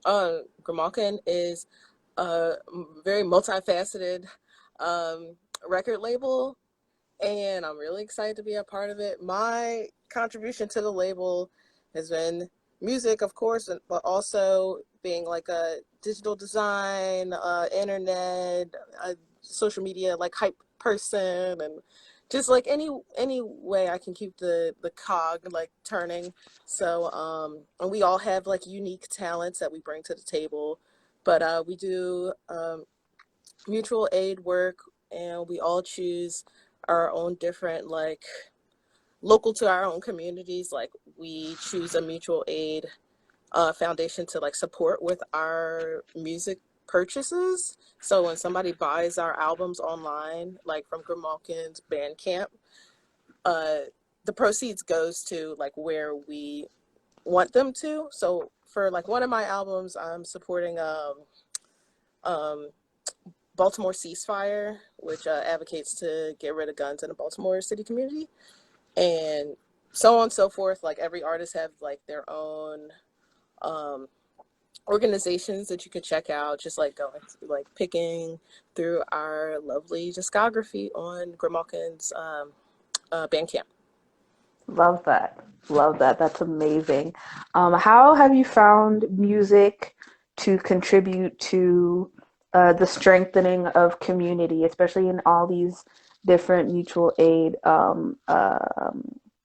endeavors, especially now in the pandemic where it's so hard to gather and so many things are happening online, and obviously some people suffer from burnout doing all these things online, especially community work. And I would love to know how you've been able to like bridge your music to your community work, or if you find that your music is your community work.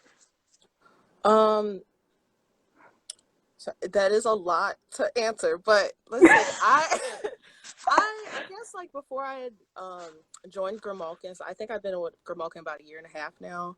I honestly didn't even think of mutual aid as like tying into my music as being like the synonymous thing where we could be helping different communities. So I am very fortunate that has like had joining Grimalkin's opened my eyes to that.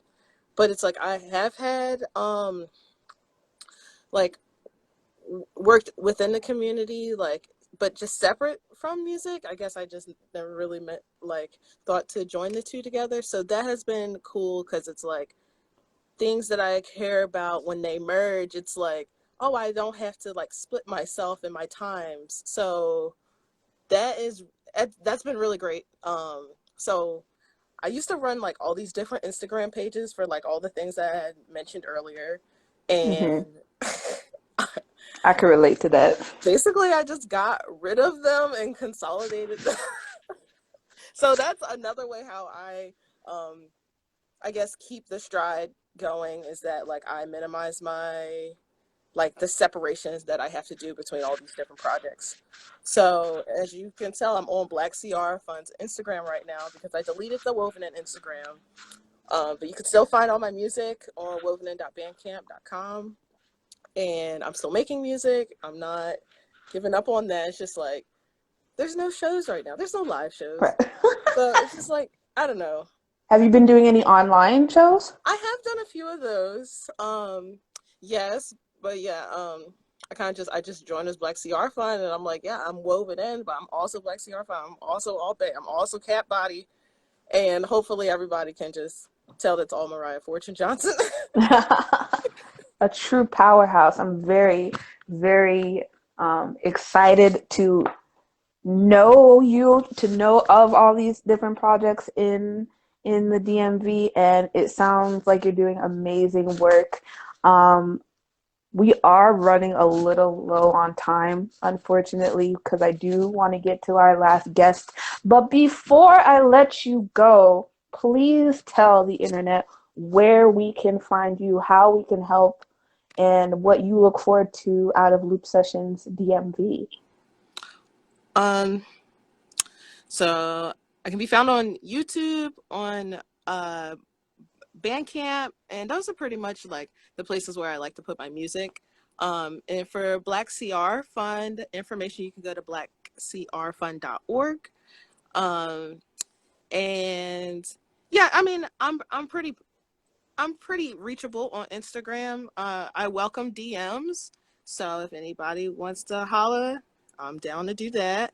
And what was the last question you said?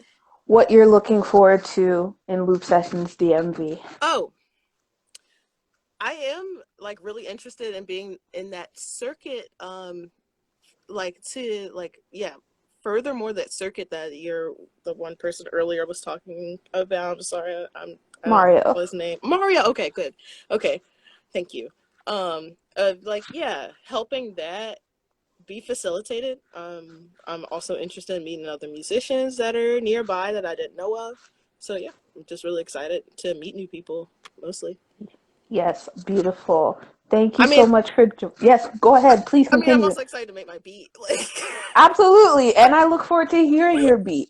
And the great thing about Loop Sessions is it's not exclusively hip hop, right? We talked a great deal of hip hop because that's the scene that everyone that joined was involved in. But you can make all kinds of beats, all kinds of sounds. The only rule is that you use the sample that we provide. That's literally it. But looking forward to hearing as many artists as we can get, including you. And I'm very glad to have you on board. Looking forward to seeing you at the event, and I'm looking forward to seeing all the amazing things that you continue to do for the community. Thanks so much, thank you Max. so much. You take care. All right, you too. Thank you. That was Mariah Fortune. You can find the Black CR Fund. You can find Woven in the chat and all the links. I do believe we have one more guest. And if you are still in the chat, please send your request to join the chat, and let's chop it up because we have about 5 minutes left. So let's get into that. And here we have, joining us from Grimalkin.Records, The Hunting Dog. Hello. What it do? What it do? What it do? It's doing good. Just chilling in here, hanging out, listening to y'all, having a great time. Well, thank you so much for joining us. Please tell the internet who you are, what it is that you do. I guess I'm a musician, poet, and writer, sometimes comedian. And I work with Grimalkin Records and FCRC doing mutual aid, mostly for the local queer community, and DJing, booking shows, doing said mutual aid, the fun stuff, all the fun stuff. That's amazing. What can you tell us about your sector of the scene in the DMV? Like in what capacity are you involved? Who are some of the musicians that really stand out to you, and things like that? I guess my section of the DMV, would be the RBA scene and the RBA house show scene, which really intersects with house music and techno and things like that, but also a lot of punk. Played in punk and hardcore bands, and a lot of that there, and everything generally kind of just goes together, but generally focus on the queer people of color in the scene, and they're everywhere, so we've all collaborated, and at this point it's just a little bit of everything. My music mainly focuses on electronic, but it's a lot of stuff. Yeah. I will say that the queer communities do end up finding each other regardless. I literally, through Black Folks Don't Swim and Lightmare, they're all a bunch of queers, and I'm a queer myself, and me just finding more queers is just, we just gravitate toward each other naturally, and I think that is also one of the main things that I want to see out of Loop Sessions is just more queers feeling like they don't gotta just make a space for just us, just to go places and be queer wherever we want. You know what I mean? And not have to feel oh, well, because this is a scene full of hip hop heads, maybe this is not the most welcoming place. And it's far from the truth, It's just a matter of being present in that space and just showing other people hey, we out here making music, deal with that. It's not queer music just because I'm queer and making music, you know what I mean? Music and musicians, exactly, you can make that space in a label. You sorry? You can make that space in a label, That's true. That is true. And that's something that I love about Grimalkin Records. And what can you tell me about your involvement in the Grimalkin? Well, Grimalkin released my first LP on their label. When was that? 2018, 2019.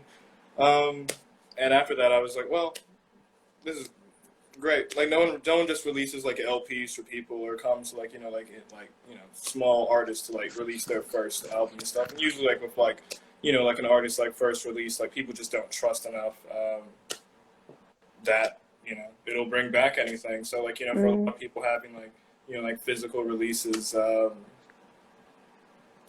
it's something like, they just unheard of for them. Like a lot of like small independent artists like, oh, I can just make tapes. I can have tapes and physical releases, and that can be something like driving as much as online.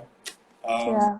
So for me, involved in that, just introducing this to like other independent artists and stuff. Yeah. There's a lot of them. Yeah.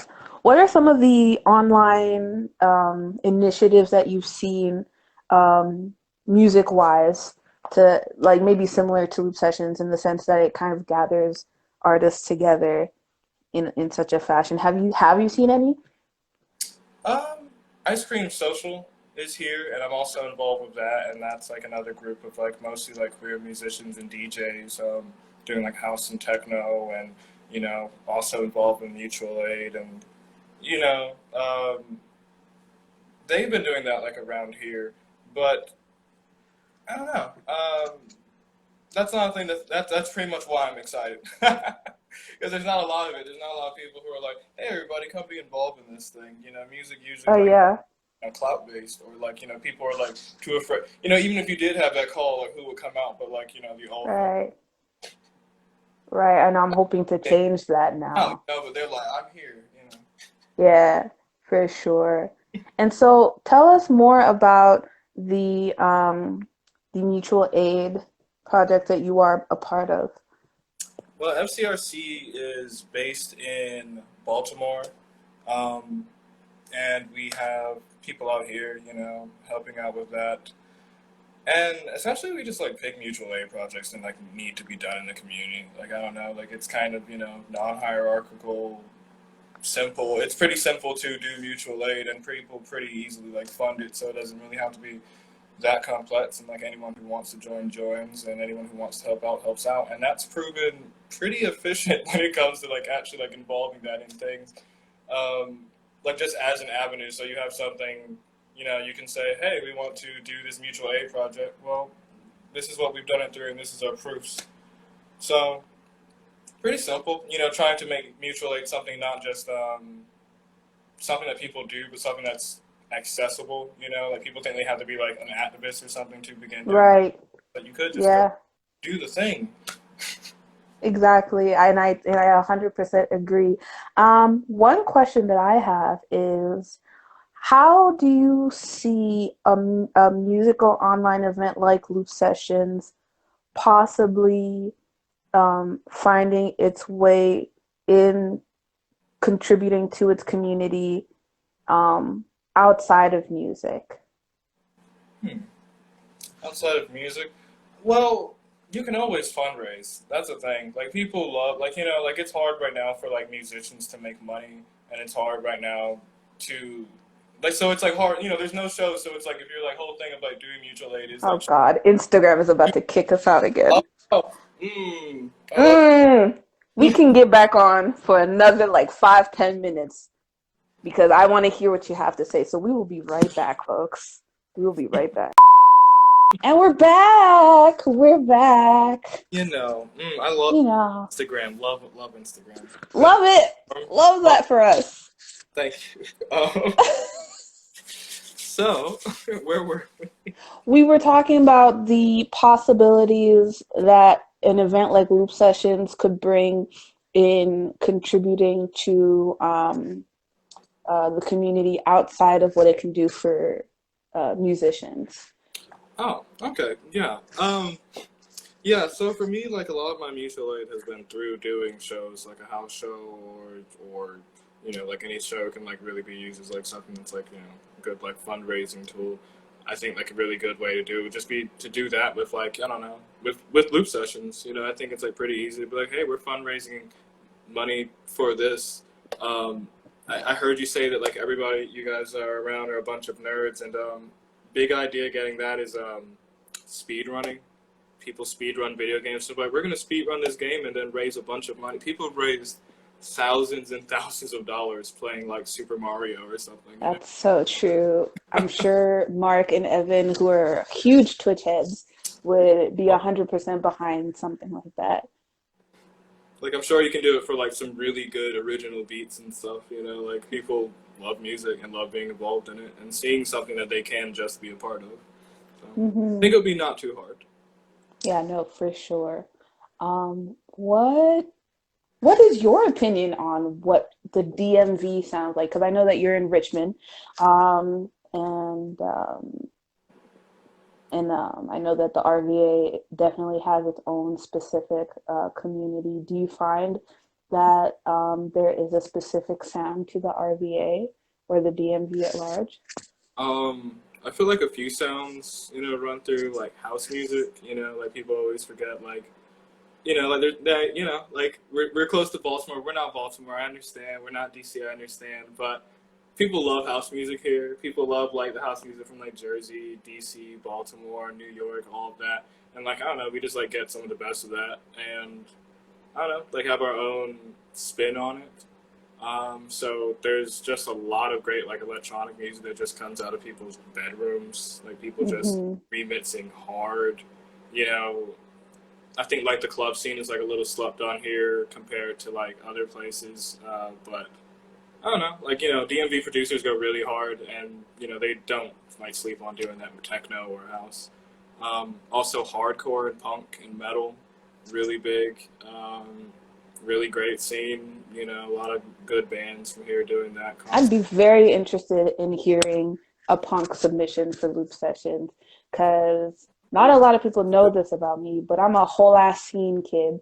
Like I was growing up in A lot of Aspenville. emo too. Don't forget about that. Oh, of course. Are you kidding me? Like freaking, what's her name? Straight Line Stitch. Is that what it is by Black Veil? God, My jam. That is my jam. is out here. Like I was really out here with the Vans, with the Hot Topic shirts, listening to Paramore because Black people adopted Paramore for some reason. Um, She just has, I don't know. she's got that tone when she be singing, and She got that. She knows she's got that but tone, it's not too much. It's not too much. right? You're It's like she in her pocket, but like, okay.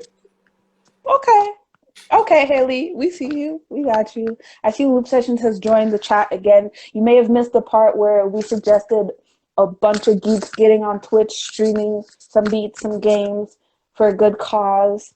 So whoever's watching on the Loop Sessions team, jot that down. Um, yes. Now, I know a lot of people forget house is black music, techno is black music. I don't understand how. I don't understand how either. And I think one of the most important things about starting Loop Sessions in the DMV is, you know, DC having been known as Chocolate City, despite the gentrification, is People still to mad at Go-Go. People still mad at Go-Go. Like, why? Like, what was that even all about? Okay, so for those who don't know, like, there was like a whole movement trying to end go-go for some reason, which I was just like, what does that even mean? Okay. Like, okay, stop the go-go. Why? Why? It's the same thing. No, like, no. Like, stay mad, au pire, but like, I don't know. But yeah, no, I would really love to like reunite all black artists from hip hop, from techno, from house, from punk, all the black queers, all the black GNC artists, and just like do it for the music, man, you know? Like, But, I think that's main deal. Just do it for the music. There's a lot of people doing it for the money, but I mean, doesn't mean your beats are gonna be good. there you go. And that's the great thing about Loop Sessions also is like no one is doing it for the money, and like not everyone's beats are gonna be like on a Spotify playlist type of thing, you know? We're just here to like listen to some tracks and have a good time. But tell me more about your music. My music. Wow. Yes. Well, I think my music has two parts. Like one, I make really weird. I'm very into like experimenting with loops and samples and things. So I'm just into like just making experimental music with loops and samples. Um, I think people kind of forget that like sampling is a big part of like black art. I don't, and I don't know. There's like kind of like a jazzy element to techno and jazz and techno and house music and everything that I think people kind of forget. So hoping to bring back some of that, but also go into like areas of music that people don't usually, our people don't usually get to go into, like dark ambient and noise and industrial music and stuff. People are like, wow, that's so weird. It's not. Right. I'm just like, no, it's not that weird, really. There's a lot of Like, little black kids who listen to Nine Inch Nails and Skinny Puppy and stuff back in the exactly. you Yeah. No, for sure. Yes, I'm really glad that you touched on like the fact that looping and sampling is so much a part of our history. I don't know if you heard about like the very mini controversy on Twitter with Timbaland and all of this because everyone was like getting on his case because like, oh my God, he like stole this beat from this country, and it's like, Oh, that. no, See, that's sampling. Do you know what sampling means? Now, oh, whether the man cleared the sample or not is another thing, but like, I love just saying that I steal music. I love just saying that I've never made music. That's my favorite. I'm all this. I'm a I've thief. never made a single original thing in my life. I'm sorry, everyone. These loops. Yeah. Yeah. People are so weird on that. I think that that's just. It's no fun, Like I'd say, like I don't know. I can't speak for everyone else. Like someone can sample one of my songs as much as they want, and it doesn't matter. Mm, I think it makes it fun. I think like the best songs are samples. Um, that's true. and I don't think I'm gonna like sit here and like wait. I don't know. I'm not going to not sample things. I'm not going to stop. I don't think anyone can get mad. Like, you're mad at Timbaland on Twitter for sampling. Mm. Mm, So that's the hot take we're starting the year off with. have a good one. Like, enjoy that. I'm very excited to see what comes out of like people sampling here and all that and stuff. It's always it's fun. Yes, for sure. If you had to pick a crate of vinyls for for example, a Montreal artist to sample to really get a sense of what the DMV sounds like, what would you have them sample? For what Richmond sounds like? Yeah. Man, Black Punks. Jeez. Black Punks, which is a really good, black punk hip hop group. That would be pretty cool. Gumming, which is another punk group, pretty great. What's some cool like electronic music though? God, I think they would have to sample a lot of like hardcore and punk and metal and screamo and everything like that. You hear that, Mario? We want screamo. Give us the screamo. People like it hard here, and I think that like people like hard music in the DMV. I think like It's when it true. really comes down to like the club music is like it's hard club music, like hard punk. It's hardcore punk. There's a lot of other stuff, like even like the chill hip hop. It's like okay, like shit. People have to sample Alfred, definitely Alfred McKinley. Yeah, Yeah, like very best nice. MCs. For sure. Um, For sure. there's a lot to pick from, but it's all hard. I'll say that. Definitely. What were some of your influences growing up when making music? Like, when did you start making music, and who did you listen to? Uh, Primal Tap Edition? Oh my God. growing up, Primal Challenge. Yeah, the raid. Like growing up, Wu-Tang Clan. I Of love course. Wu-Tang Clan. Everyone loved Wu-Tang Clan. I think it was hard not to. But also, I think I was like just really into like goth music and heavy metal at the same time, and like I guess like I don't know. I feel like there's parallels there. I feel like Wu-Tang Clan is almost like it's like sometimes like heavy metal, sometimes it's a little goth. I don't know. It's like dark. Hmm. Um, then getting teens, just getting into like rave music and industrial stuff, like also seeing that as black, Drexcia and stuff like that. So I guess, Wu-Tang Clan, metal, and weird industrial music. I think that's what I listened to growing up. Nice. A little bit of folk for some reason. For some reason. Like a little folk, a little Bon Iver, Bon- Bonnie Vay. Oh man, I can't tell you. When I first found out that it was not pronounced Bon Iver, and being a francophone person myself, I was like, oh, what? What? Still is for me. I'm sorry. You said it's Bon Iver still. Bon Iver for everybody here. Oh God, yes. But yes, thank you so much for joining us in this little chat. It's a lot of fun. And where can we find all your stuff? Well, my stuff's on SoundCloud and Bandcamp. You can find me there. The Hunting Dog. Sometimes 2 E's, sometimes 1. Why? I don't know. And also, Grimwilkin Records. You can just check them out at grimwilkinrecords.com. All of my stuff and all of the artists on Grimwilkin's stuff is there. And all of it's great, all of it's like fairly priced, and all of it, the proceeds go out to usually help out some great cause. What are you saying now? Put them on my damn croissant. Boy. You see what I have to put up with from these people? It happens, Musicians are jokers, it happens. I think they're jokers first and musicians last. I mean, I think it's better that way. So Yeah. Thank you so much. I appreciate Loop Sessions. Appreciate everybody who's like watching stuff. Really hoping everybody has fun. We're in a we are in a panoramic. We're in a Panasonic. It's time to just make the best of it. I definitely would love to have you participate in the next Loop Sessions Montreal happening this Wednesday. I need the punk. I need someone to bring the punk, bring the electronic vibes. I feel like I'm the only one doing that, and it's like, come on over.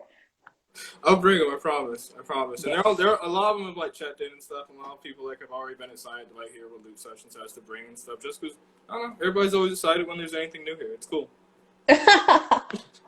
Well, awesome. I hope to see some DMV faces this Wednesday. And if not, our first edition, once again, is happening February 5th. The sample will be dropping on the 4th.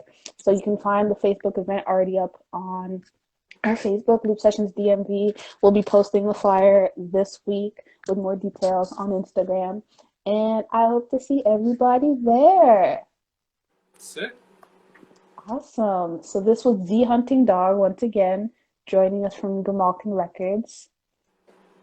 And we will catch you on the flip side.